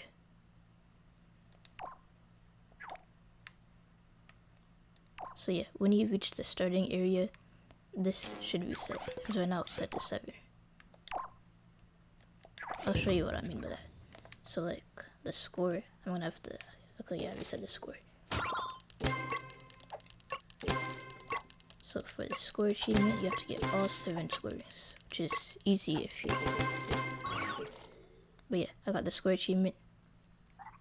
And as you can see, the counter reset, because I reached this area over here.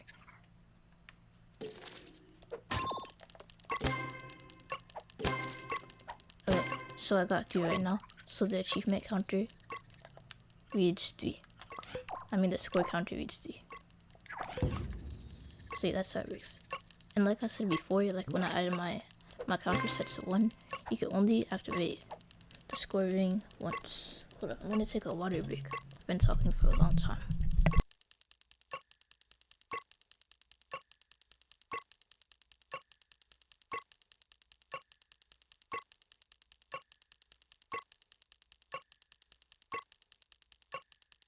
Okay, I'm back.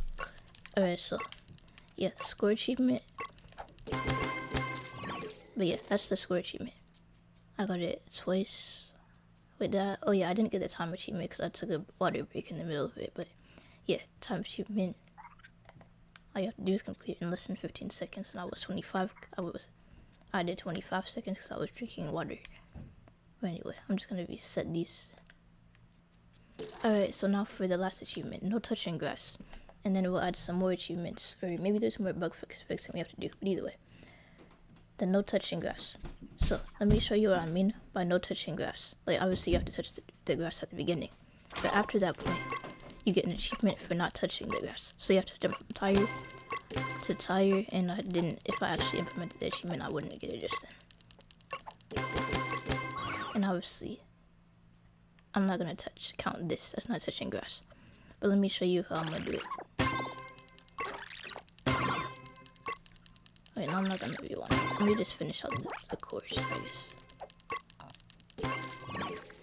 Alright, so. Like I said, so way I'm gonna do this is with sticker panel. I'm gonna change it to a thick layer a bit later. But pretty much, if you... I'm gonna have to set it to front view probably. I'm gonna just set it so I'm gonna make it a thick layer. But if you touch grass from here to here, then you don't get the achievement. Like, it's okay to touch grass to the end because you're gonna have to anyway for the... Actually, should I make that smaller? Wait, let me see how that goes. So basically, when I do this, yeah, I touch grass right here.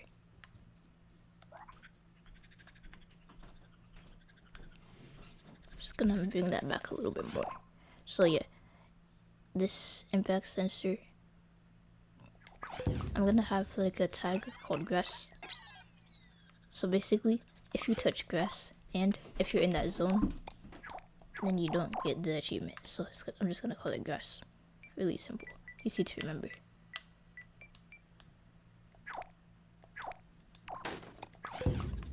So if you touch grass, and I'm gonna have a thing on the, or like if the grass touches the player, it could go either way. So I guess I could have an impact sensor. So yeah, player. So contact with all players. So if the player touches the grass and when they're in that zone, I have to copy and paste this, I guess, or okay. This one has less logic. I'll just do this one. The no grass achievement. Alright. So the condition I'd for this was when you reach the end. Like when you reach the end and when you have not touched grass, then you get an achievement. The actual finish line was all the way over there, so that's why I just took the wire from that microchip, so I didn't have to go all the way over there. Not that it takes that long, but it was slightly faster. So when you reach the end, I have to set this as viewports. I'm just gonna make this the last port actually. So yeah, last port. So that's when you reach the end. So when the player has not come into contact with grass, I could use a not gate, or I could just invert this. Inverting it is the same thing as using a not gate. Like instead of taking a not gate out of my pocket, I could just invert it. So when the grass has not come into contact with the player while you're in this zone, so you have to detect the zone as well. Because like I said, it's okay to touch grass at the end. Like you're gonna have to get this thing anyway. Like you're gonna have to touch grass to get the last ring. But like the rest of the course, you can't touch grass unless you don't care about that particular achievement.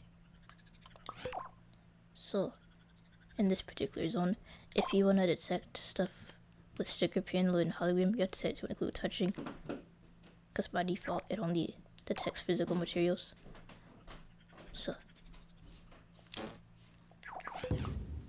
So while you're in this, wait, let me see if that will actually work. Wait, I forgot something. I have to use a counter set to 1. And did I forget to set it to player? Like I have to set it to lead player, or like all players, right? Oh, this is inverted. I'm not gonna invert this one.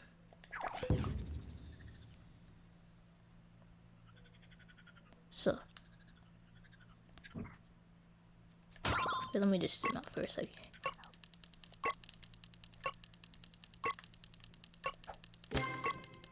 Wait, do I have to move that higher or?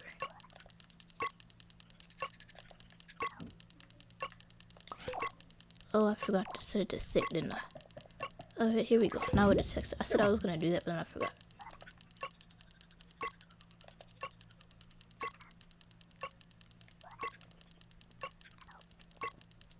I'm probably gonna have to change that a bit. Basically, if you touch grass, even if it's only once, then you don't get the achievement. So which one is the condition for touching grass? I think it's like the second one, right? So the counter set to 1, so it detects when you have touched grass at least once.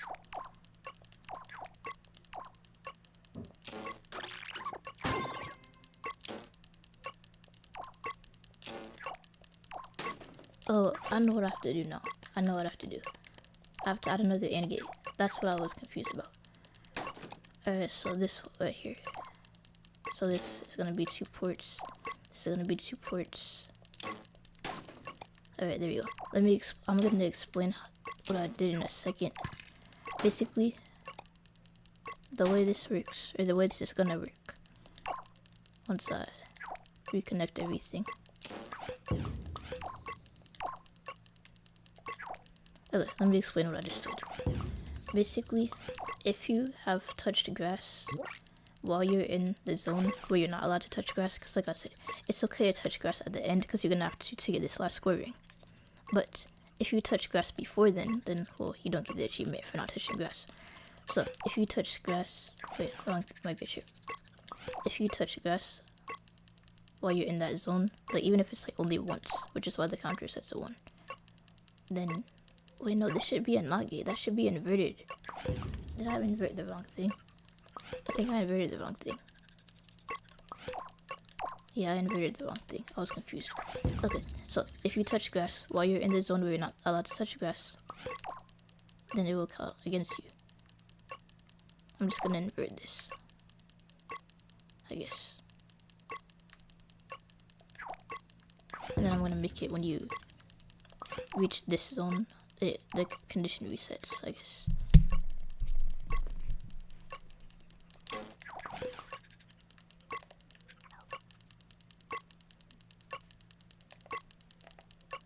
Alright, let's see if I can get the no touch grass achievement. Right now I got the achievement 0 times. And I forgot what I was doing. I literally made a whole achievement for not touching grass and I forgot to say.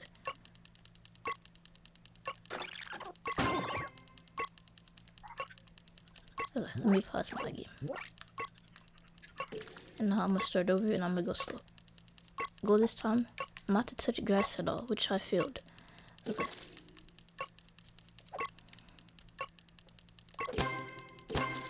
And I touch grass. Okay. I have to go back to the beginning. Okay, I'm gonna set my thing to full screen so I could actually see better. Maybe that's why. Okay.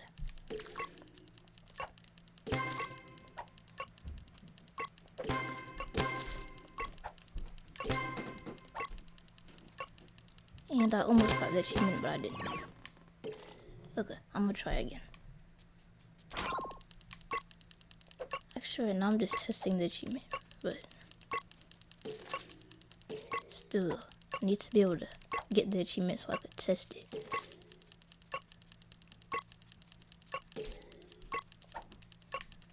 Actually, I'm gonna change the zone. I'm gonna change the zone a little bit. So I'm gonna make it so it's okay to touch grass at the beginning. Wait, is it? Oh yeah, it's already okay to touch grass at the beginning.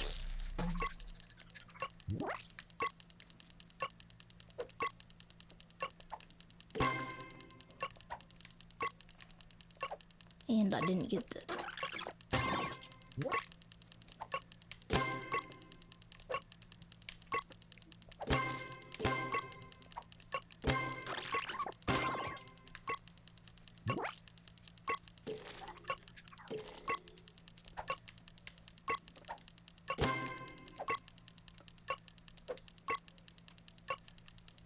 Straight up the hardest achievement in the game.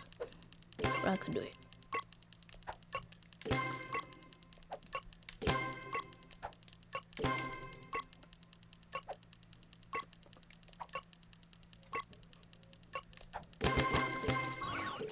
And I should have gotten the achievement. I guess my thing is not working. Wait, did I get the achievement or?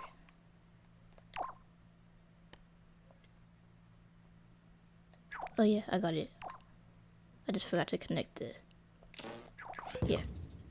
But either way, the no touch grass achievement is the hardest achievement in the game.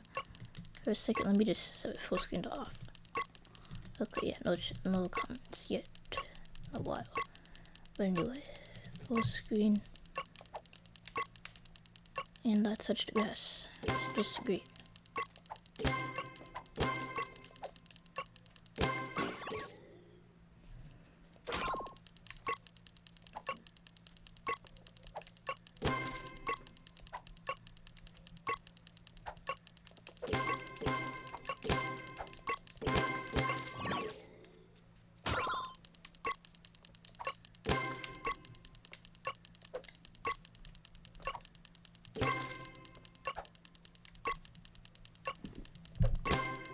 Straight up the hardest achievement in the game, I swear.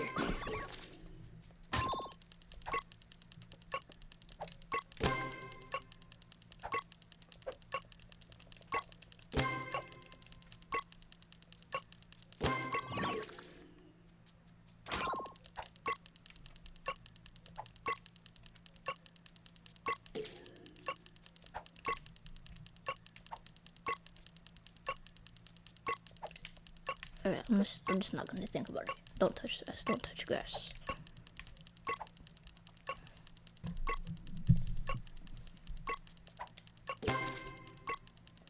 Why did I go to the left right there?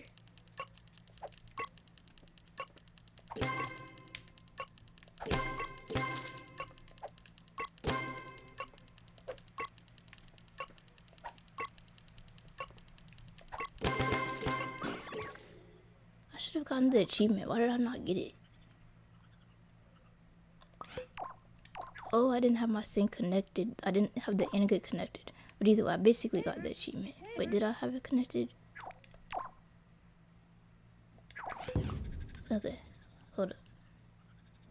I need a way to test this without actually doing the obstacle course. Alright, so the way I'm gonna do that is by just...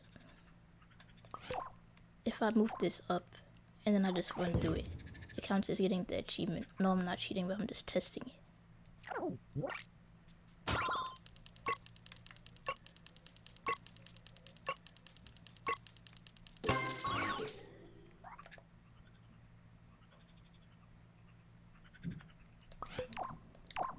I think instead of inverting this the way I'm gonna do it, so I'm gonna just do a not gate. Like I was trying to just save logic, but that just added more confusion.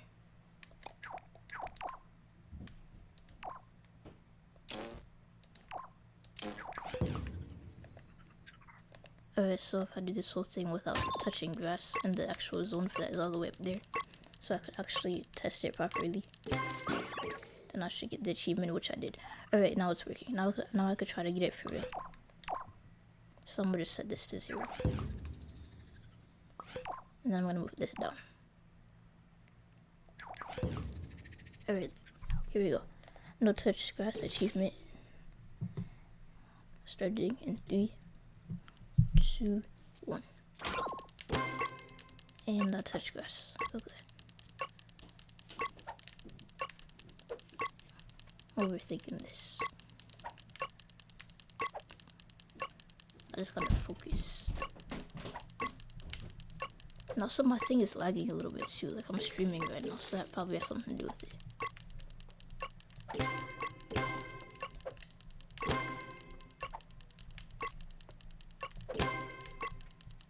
I almost got it. Wait, how did I get it even though I touched grass at that part right there? Wait, I shouldn't have gotten it because I touched grass at the beginning. I mean at the end.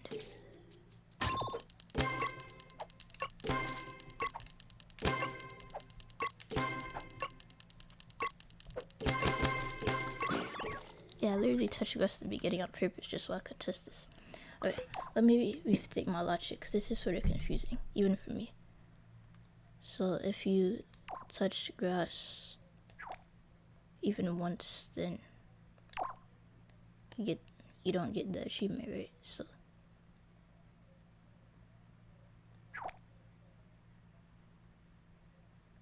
wait, okay, I'm starting to see the source of my confusion now.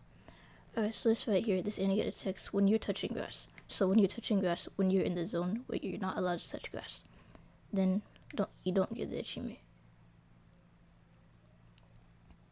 Which is what the not get is supposed to represent, but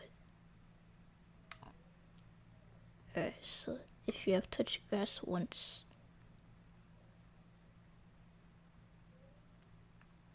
maybe the not get needs to be somewhere else. Oh, okay. I just need to switch places with the not gate.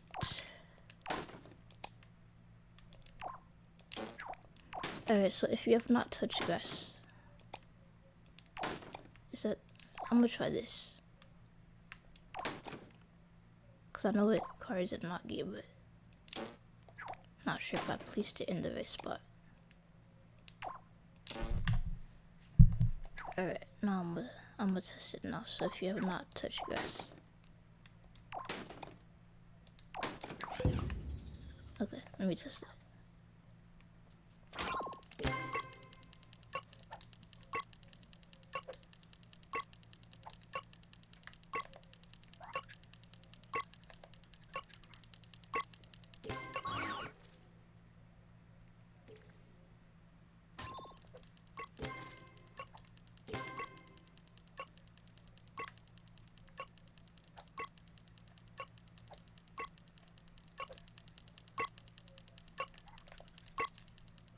Wait a sec, how come that second thing isn't activating? Like the second port of the indicate.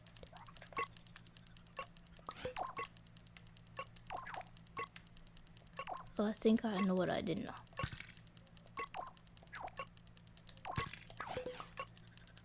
Okay, I'm gonna rewrite this. It was probably working before.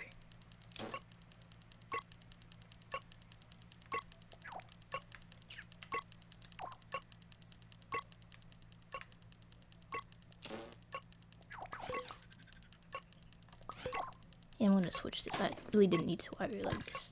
I thought I did, but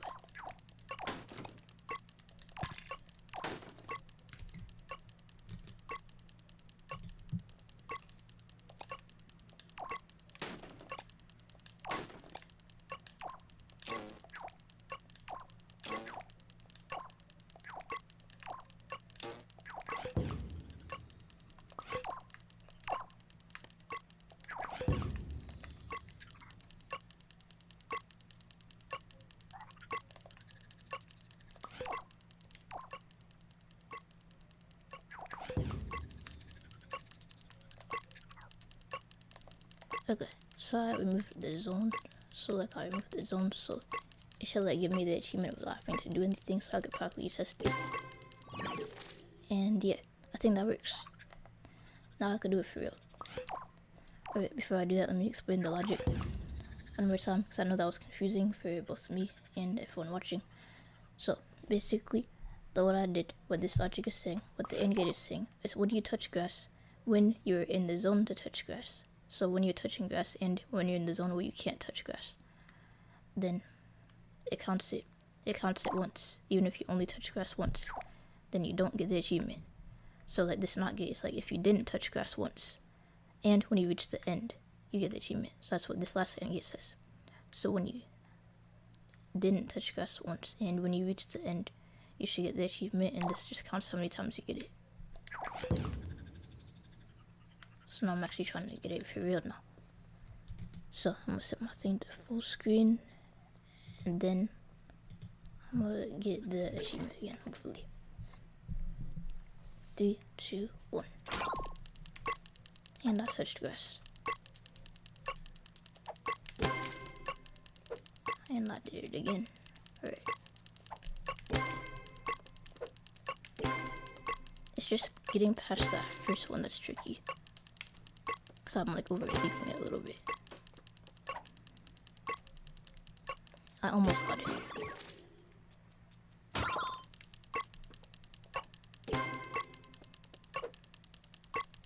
maybe if I do it like this. I mean, I really don't need to.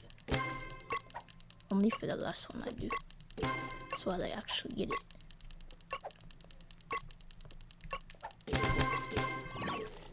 Well, I should have gotten the achievement. Like, did it not count it?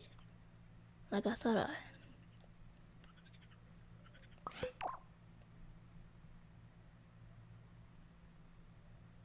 Did I place the not gate in? Do I need 2 not gates or...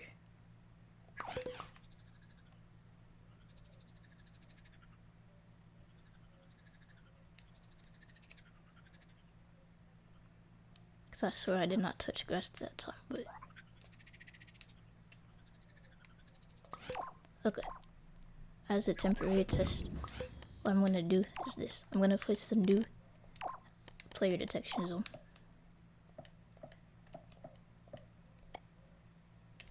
But I'm gonna make it cover only only some of this thing. So as long as you don't touch grass at the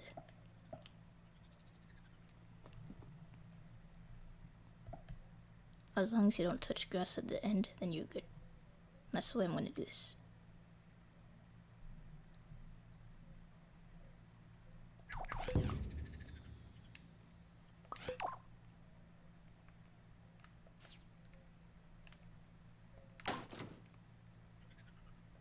So like these last 2, you're not allowed to touch grass.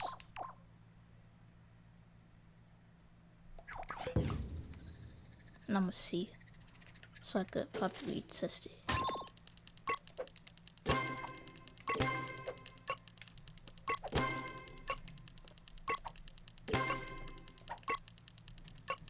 And I touched grass.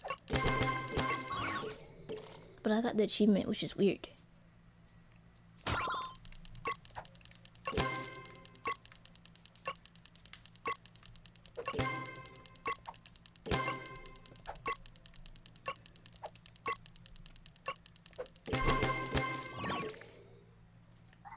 It's really weird.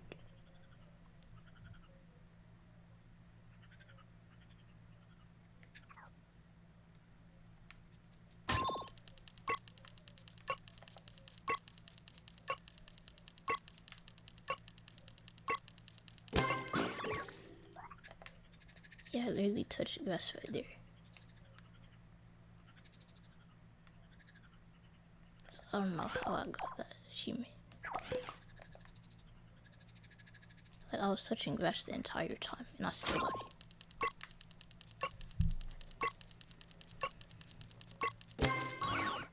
it. And I got it a 4th time.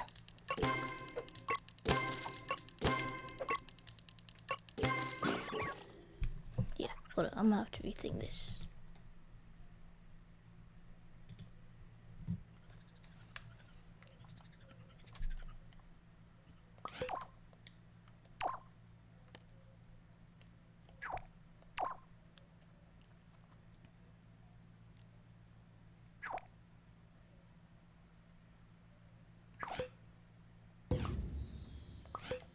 I think maybe the counter needs to be at the beginning.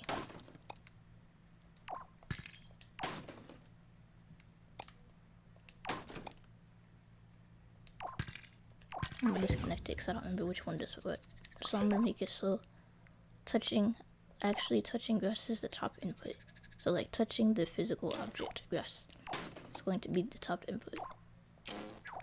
But being in that particular zone is going to be the second input.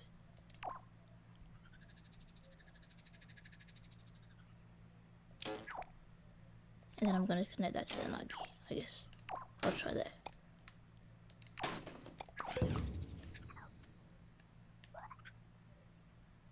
No, that doesn't work, because I'm not get it early.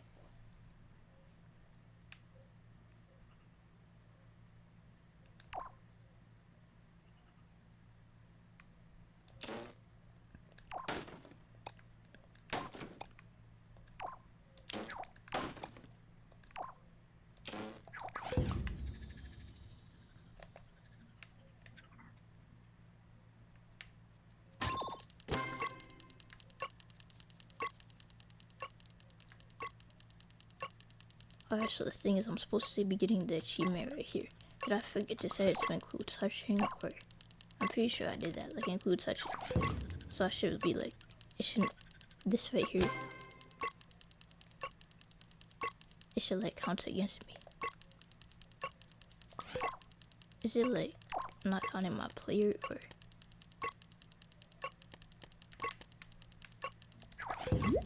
Oh, I know what the problem is. Alright, I sorry, I mentioned this in one of my most recent tutorials.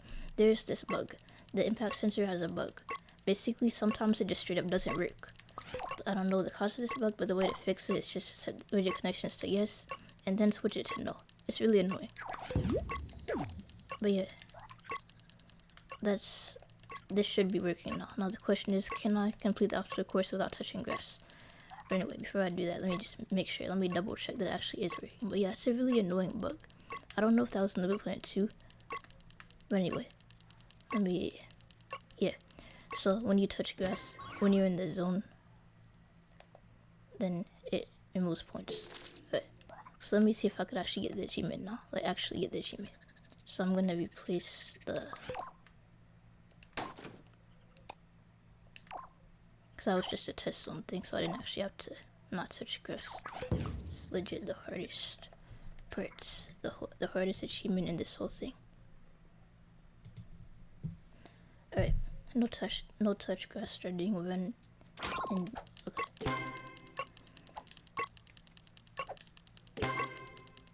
I almost got it.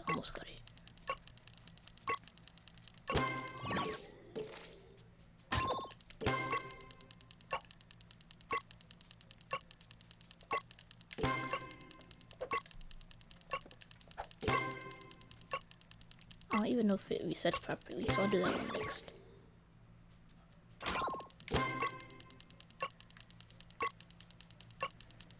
So yeah, if it doesn't reset properly, I'll fix that. And now all I have to do is just not touch grass, so I can get the achievement for real, not just in testing.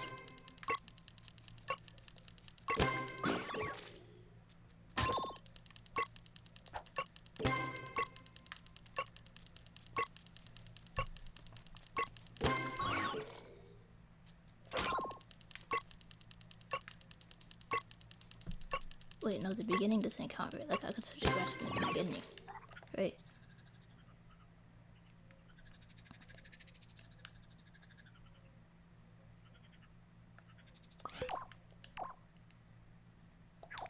Yeah, I'm glad I tested this. Okay, so it's okay to touch grass over here.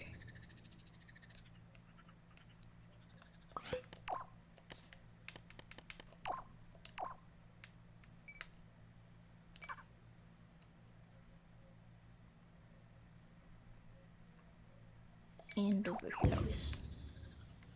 Let me just double check it before yeah. So the part that isn't covered in sticker panel is totally fine to touch grass over there.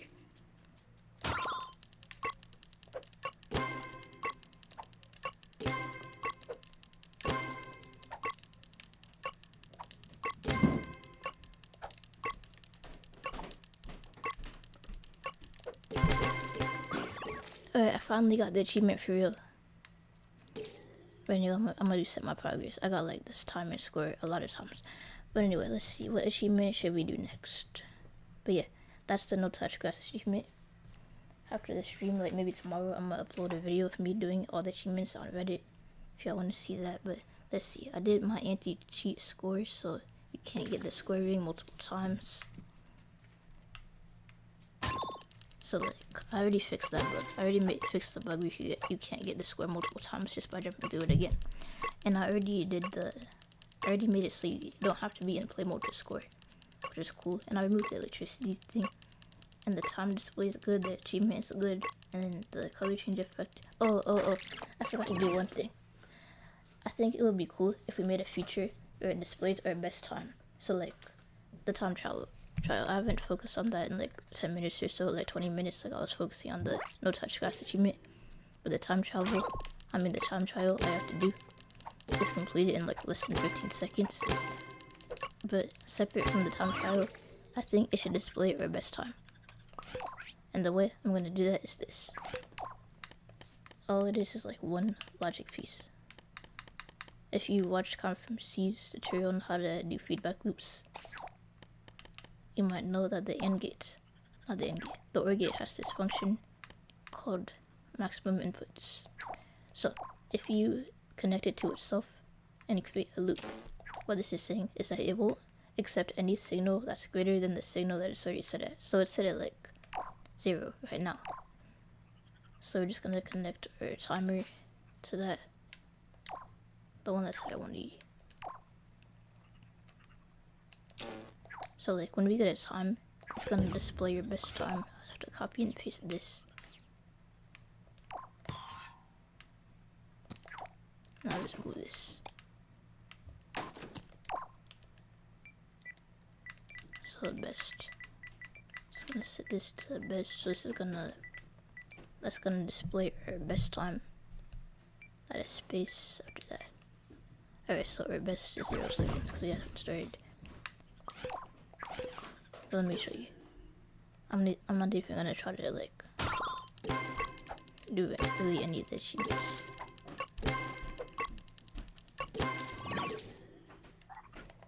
Wait, no, I did it wrong.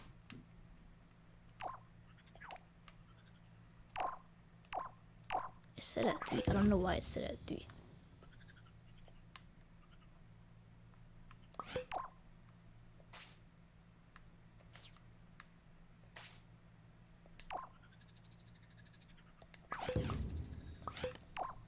I'm gonna add an AND gate here to make it so only captures your score when you're like actually at the end. So like at the finish line.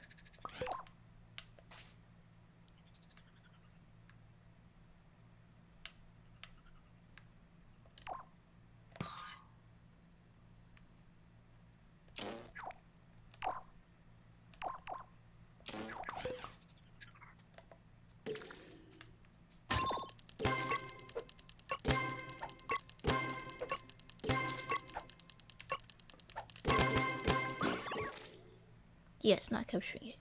I'm gonna try that again. I'm gonna look at the logic real time, see what's happening.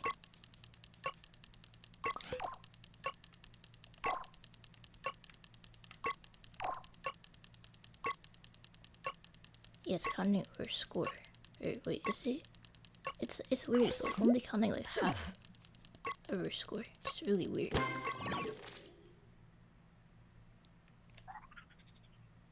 I'm gonna see that again.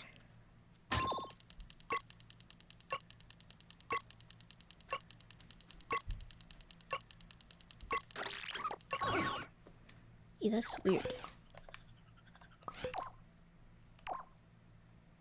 The way I did that just now, by the way, is by pressing R2 on the output. I just press R2, and you can see like the signal string. I don't know why it's dividing it in half. That's really weird. Oh, I know why.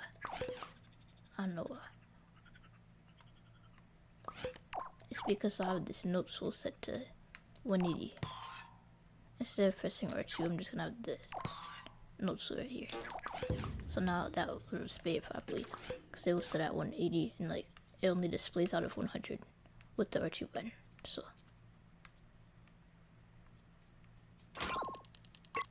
as you can see now, it displays properly.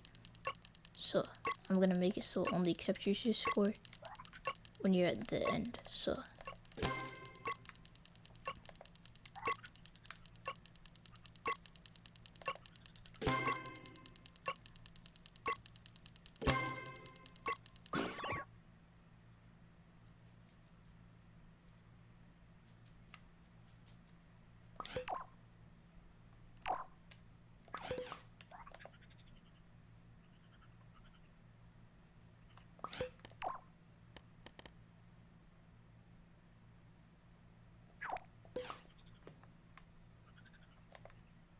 okay, that's not working.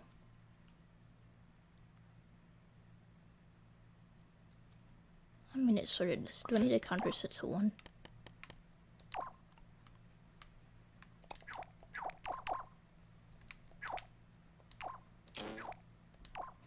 Wait, no, I can't.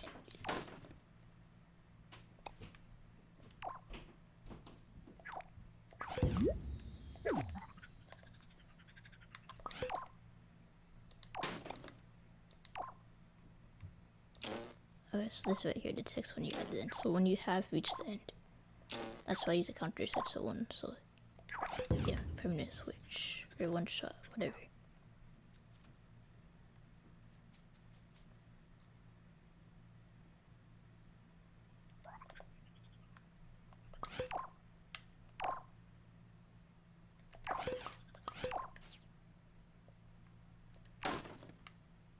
Oh, I forgot to connect it. That's, man, I forgot to connect it to the node tool. That's why. But anyway, yeah, now it displays my best. But either way, let me reset this. The way you reset this is just by disconnecting it, connecting it again. I'm gonna have it a way so you could, wait, no, I didn't reset it. Either way, I have to set my,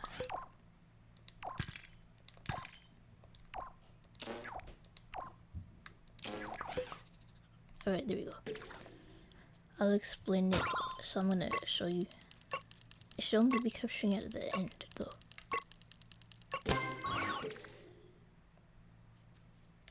Like, when I'm actually at the end, it should only count it when I'm, oh, I have to reset the counter. Let me just reset this as well.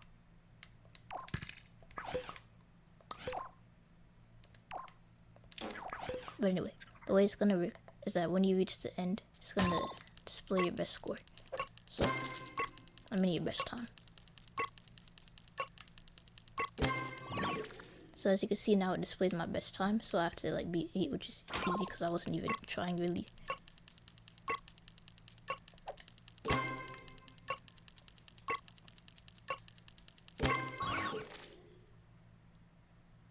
Wait, no, I just realized like the best time is it's not the higher, it's the lowest.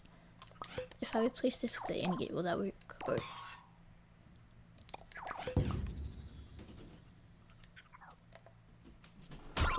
okay, so let me let this run for a second. So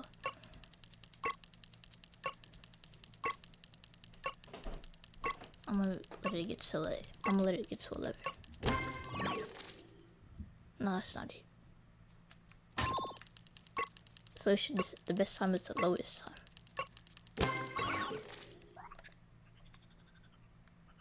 Because the end gate has this function where it displays the minimum, so it should display them. Let me set this to 1. I mean to 0. Let me see if that works.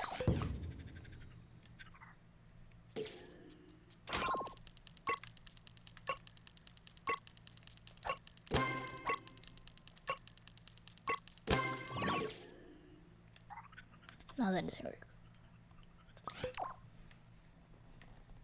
I thought it was gonna be like really simple like that, but let's see, how do I make it so it only displays a lower score?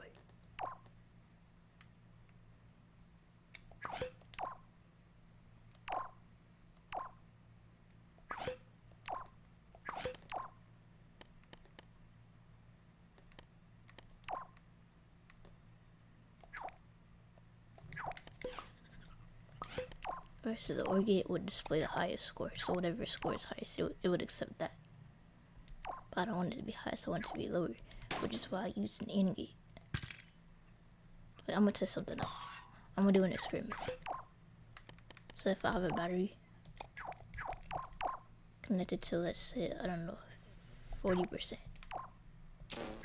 then this displays 40, right? Nah, apparently not. Oh, it's because the way that the AND gate functions. That's why. Yeah, both inputs have to be active. So it's not as simple as just... I forgot about that.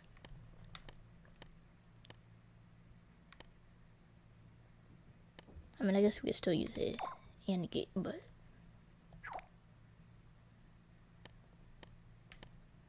I just didn't want to use any complex sensors, like a less than sensor. Are we gonna have to do that, or let's see. I can still use it or yet, I guess. Maybe.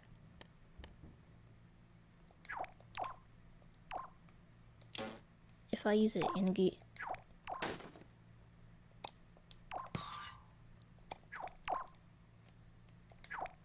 I'm just testing something out right now.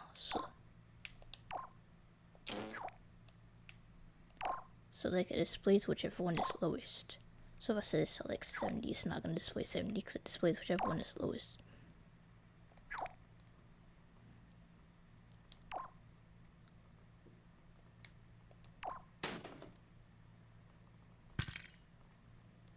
That's why I had a way of like capturing the signal.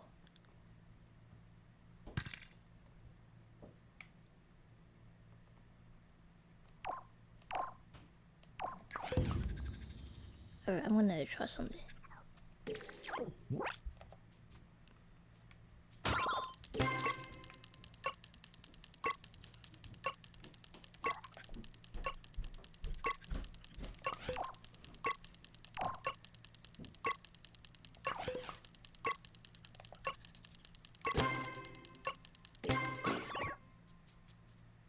Yeah, the indicate does capture the signal. It doesn't reset unless I reset this. So we could use this.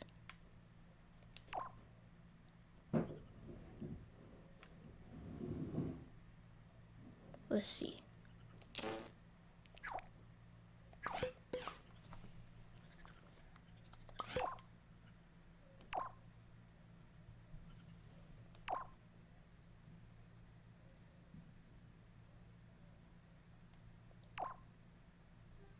Wait, so if I just connect it twice, will that work? Or wait, I'm gonna try that actually. I'm gonna try that. It probably won't, but I'm gonna try it anyway.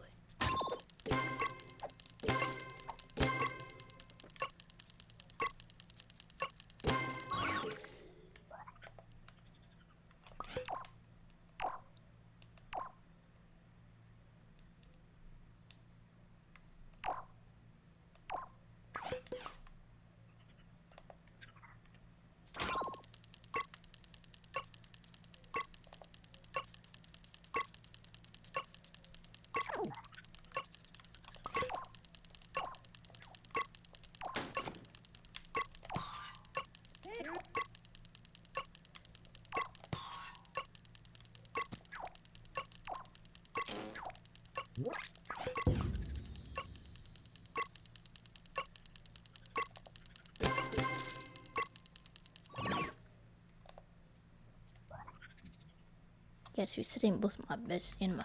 Okay, I figured it wasn't gonna be that easy, but if only there was like a way to remember the signal. I don't have the memorizer because that's like a bug with LBP3. Where like the memorizer just straight up isn't in your pocket unless you got it from a community level. Either way.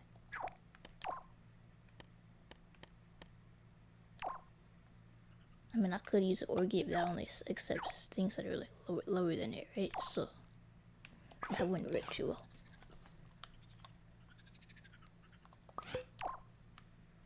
Let's see. Okay, so right now for anyone that's joined, I'm trying to make a way to make it display its best score. So like the best time you got, right now it only displays 0. I'm trying to make it display the best time. Because right now it isn't really working.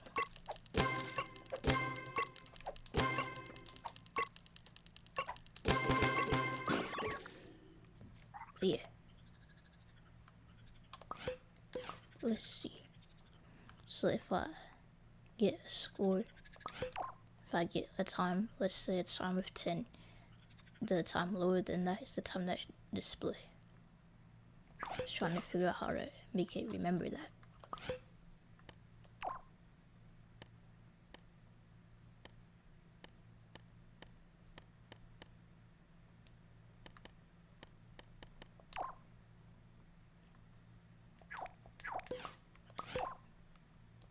I'm gonna reorganize the logic a little bit. I mean, I really don't need to. Wait, what does this do again? Oh wait, that was my attempt at making a memory device, and I forgot how interface worked. Or at least the minimum output function of the. Either way, trying to make a way so it remembers this time. Actually, probably already does. Let me see if it would remember my time at the end.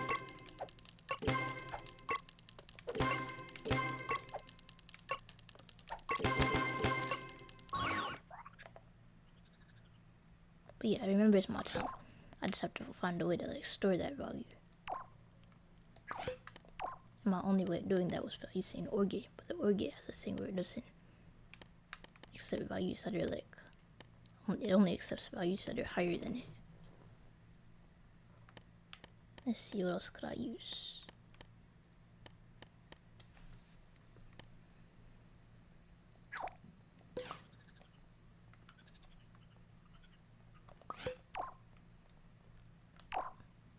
Alright, so if I got a time of 9,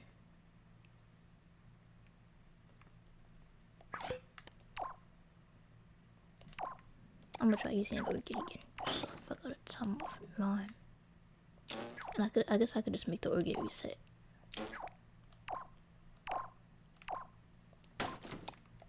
And the way you make an OR gate reset is by putting in a mega chip and turning that mega chip off.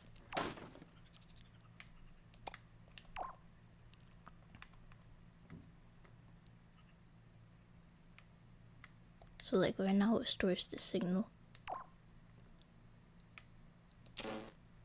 Okay, so it displays 4, but actually 9, but I have it set at 180.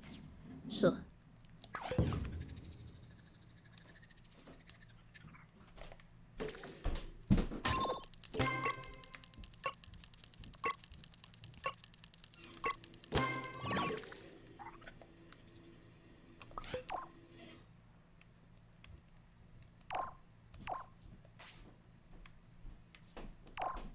but yeah, it stores the value.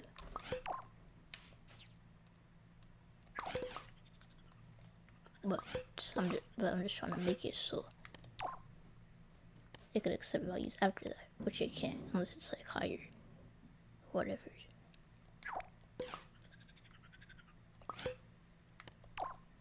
Alright, let's see. So I got the value working, so the value stores it. How do I make it so it doesn't, so it accepts values that are lower? That is the question. So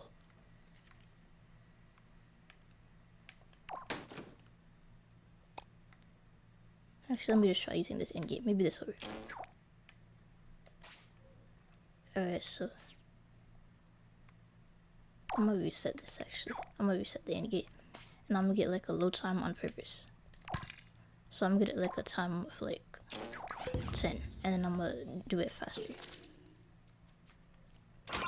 So if I'm taking my time in the obstacle course, if I'm like messing up or whatever, let's say I get like a low time, like I don't know, like 11 or whatever, something that I'm probably not gonna get.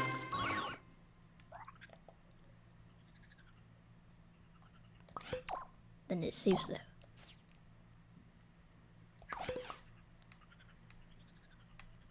So let's see if it resets this time. Hopefully it doesn't.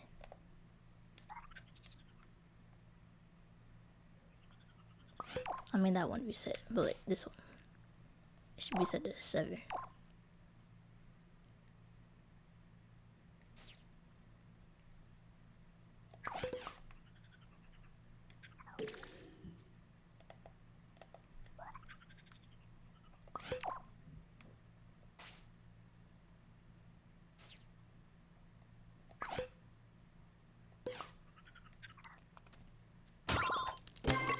Alright, so now I forget a faster time.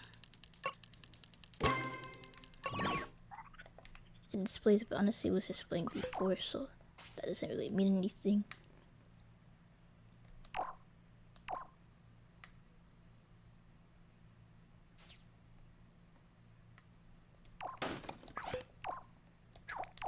I could do another OR, but honestly that won't really help.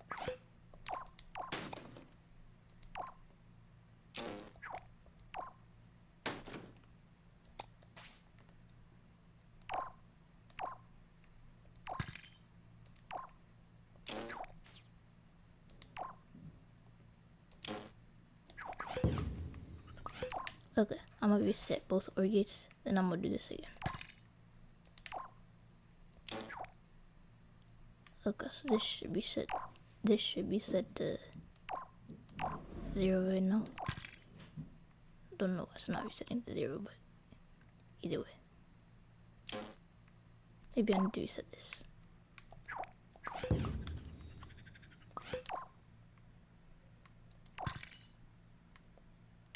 Alright, there we go. It's displaying 3. I don't know why. But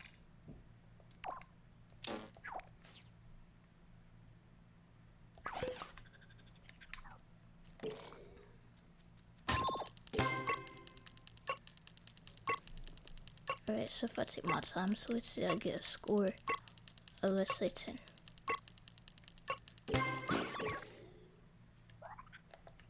Then like it stores that value, right? But if I get a score lower, then it should store that one.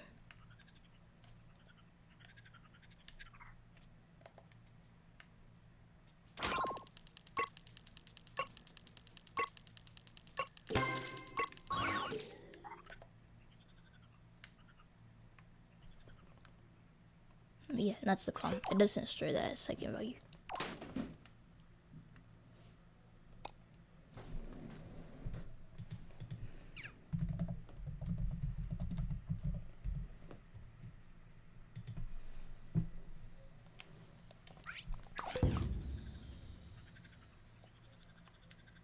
But anyway, right now, I'm just trying to make it so it displays it's your best time, because right now it displays your current time, but not your best time.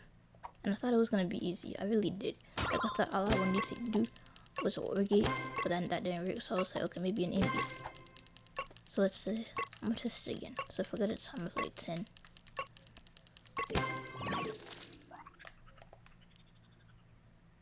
it only displays the highest time right now. So there's a way to display that in reverse, then that would work, but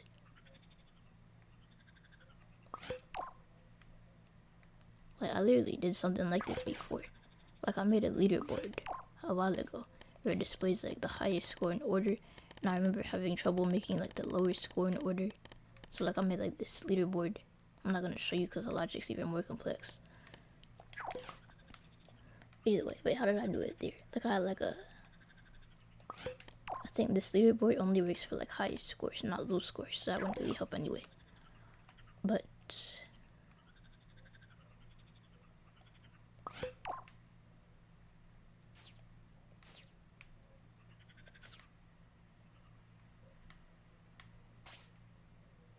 alright, I'm gonna try that again. But let me just start from scratch actually.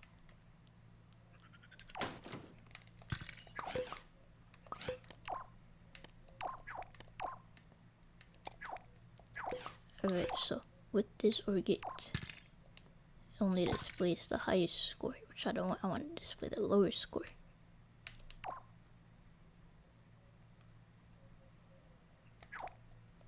So I'm gonna need the counter from here. That's not a counter. Wait, I just closed out the make sure that I need it. So like the main counter, I mean timer.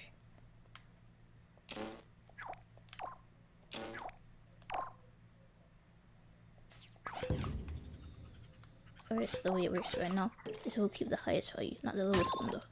It's really annoying.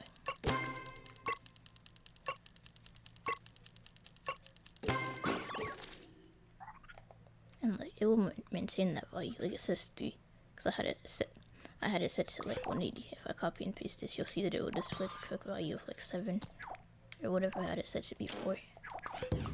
But like it only remembers the higher value, so it's just annoying.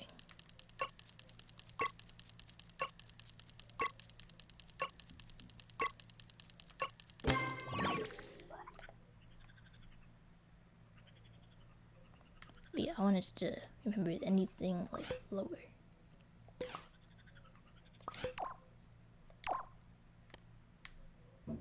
Nah, inverting it wouldn't work. Yeah, that was weird. I would just like went like that.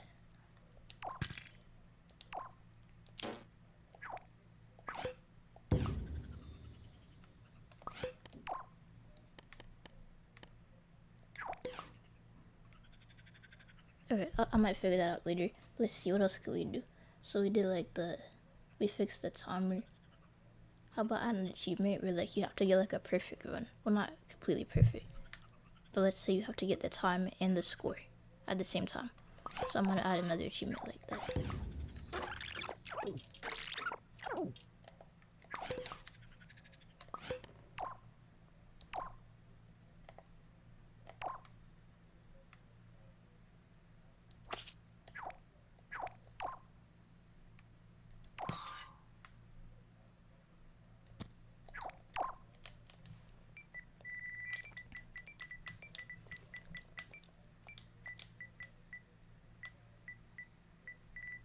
Where's the ampersand sign? But I can't see because my thing isn't at full screen right now. Alright, here we go. Time and score. So like if you get the time and the score, like that's what my original obstacle course, it just counted it in one. So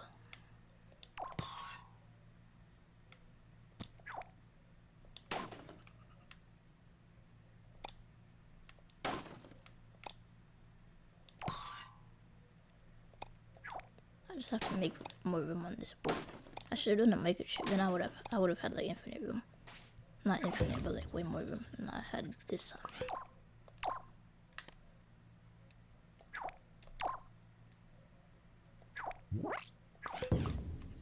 But anyway.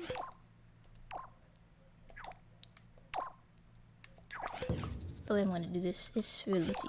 All I have to do is make it so when you reach the end, and basically when you do the other achievements, then it counts it. So basically, it's like, so the thing for reaching the end, the finish line, is right here. And then I just take the time trial thing. So if you do it under 15 seconds, and if you get all the score rings, then you get like a special achievement for like doing both in one run.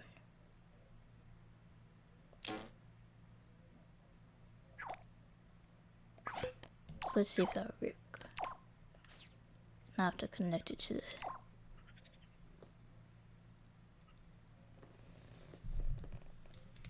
Do I think it's gonna be my best level ever made by me? No, I think my best level ever made by me is probably my 4th of July level that I made in 2022. I have a video of it on my gameplay channel if you want to see that.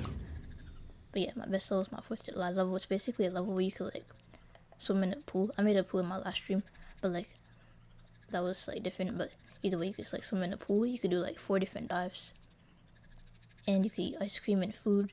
And there's like a firework box where you could like customize your firework, like the colors, for 126 different combinations. So yeah, I think that was my best level. I also made a firework level on Little Planet Vita where you could like choose the sequence of the fireworks, like choose which fireworks emit and the specific order. So like those are probably my 2 best levels. But nah, this isn't my best level. I've made like bigger stuff and like better stuff, like the firework level. The firework level, my most recent one, the 2022 one. I would say that's my best level.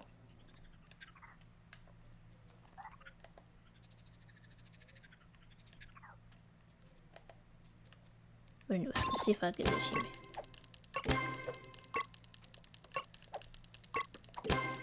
Wait, I forgot what the achievement was. It's time and score it, and also I didn't move this down enough.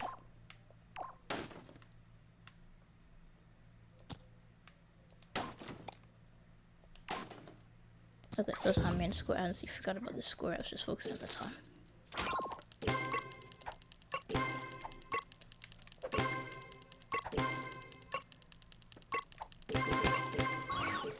Okay, yeah, time and score. And I have to move that up. Like, it looks like... Let me set this in front of you. Like, it looks fine, but then it doesn't look fine. It's really weird.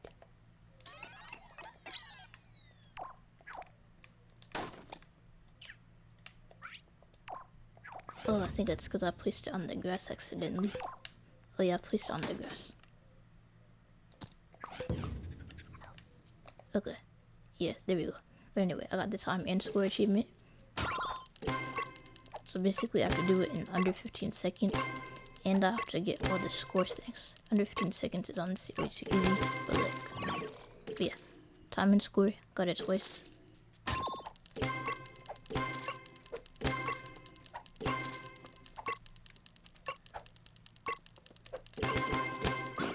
And now I got it 3 times. I'm gonna reset my progress, but yeah, I got the time one a lot. Oh, I forgot to connect the L1 button to the reset progress button for that one. So I'm gonna do that.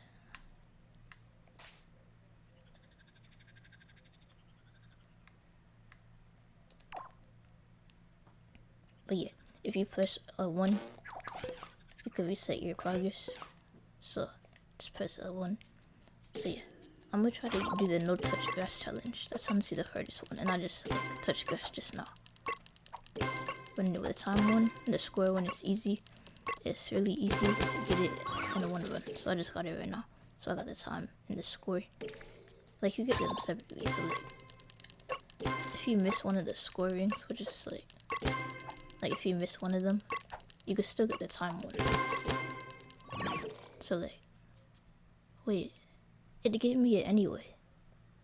Wait, why did it give me the score? Wait, let me test that out again. Let me reset it.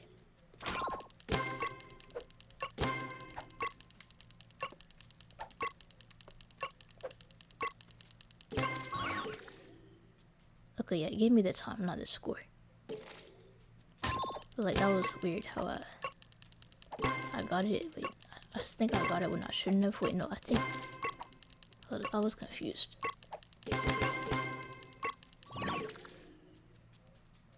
But yeah, let me just reset that.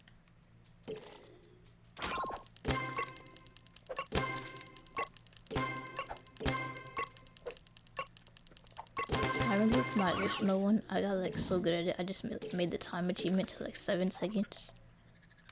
I'm gonna make it so it's like 10 seconds. That way it's trickier. Alright, there we go. Now it has to be in under 10, which is easy. You could just like skip all the obstacles and just like run through and get it in under 10. As you can see, I just got it, but like, now it's harder to get the time and score achievement. So you have to do it in under 10 seconds, and you have to get the time and score. Still got it.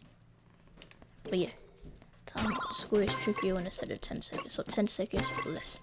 That's what I have to do. And I got it twice.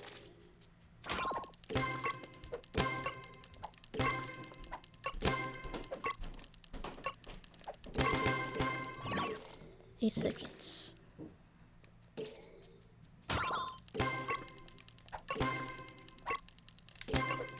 Probably not gonna get the time this time around. But I'm like, oh, I got it again. If I had more time, I would add like different levels, like a bronze, silver, and gold for like the time. So let's say that like bronze is like you have to do it in under 15 seconds, or like yeah, and then silver is like you have to do it under 10, and then gold you have to do it in under 8 seconds. Like that would be cool. But I'm running out of space on my board. I could make it bigger, but I'm also running out of time. I'm going to stream for a bit longer, then I'm going to have to end it. So just to show y'all what I did, I'm going to give you the comparison. Before I end the stream, I'm going to give you the comparison. Because let me show you the original obstacle course. It's right below this one. In case you weren't here for the very beginning of the stream, I showcased it. With the original one, you can't get achievements in free mode because it's like dependent on your score. But anyway, there's like a whole bunch of bugs in the original. Not a whole bunch, but like, let me show you. So the first thing I don't like about the original is that touching the edge kills you. That's annoying. I don't know why I added that. I made this a long time, so I really don't remember why I added that feature. The second thing I don't like about the original is that you could cheat by getting the score over and over again. You could really just cheat. And let me show you the third thing I don't like about the original. What I don't like about the original is that like when you reach the end, like yeah, it pauses your score, but wouldn't it make more sense if you reset your score? So those are the things that I changed in the original. I mean in the new version. I also made it so when you touch it, it changes color. But yeah, for those of you that missed the beginning of the stream, let me show you how I did that. Also, I made it so that the time stops when you reach the starting area. That's annoying that the time keeps playing. Let me just set this to static so it doesn't follow you. And then I'll show you the new version that I made just now. The best time part I'm gonna delete because it doesn't really work right now anyway. But I added like specific achievements. So the time, I'm gonna reset it. Alright, so also I should set this to visible in play mode. No. There we go. So I added, set this to dynamic so it actually follows me. So I added 4 different achievements, because before I only had time and score. It was 1 achievement. So I have the time achievement, score achievement, no grass, so you can't touch grass except for that at the beginning and end of the course. And getting the score, the time and the score in the same run. So anyway, as you could see, you can't cheat anymore. As you could see, you could touch the edge without electricity, because that feature was kind of pointless. Another thing you could do, like the course is the exact same. I liked the course, like the layout is the course. The layout is fine. But yeah, I just didn't like the logic. And as you can see, it does reset my time. So yeah. And also you could get achievements in the create mode, which is something that you couldn't do in the original. Like the original, it's like the score is actually dependent on score. But this one, I just have it count the rings. So if you get 7 rings, if you get all 7 rings, then you get the achievement for score. And yeah, so as you can see, I got the time 1, I got the score 1, and I got time and score because I did it in under 10 seconds. And I got all the rings. But yeah, the no grass one is honestly the hardest one to get, at least while I'm streaming, because it sort of like messes up my concentration a little bit. But yeah, that's pretty much it. Thanks everyone for joining. I'm gonna do the run one more time actually before I end.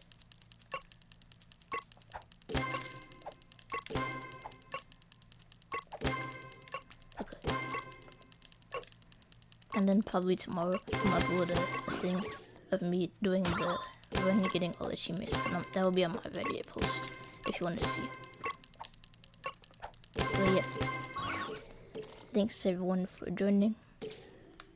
And have a good day. So yeah, thanks for joining everyone.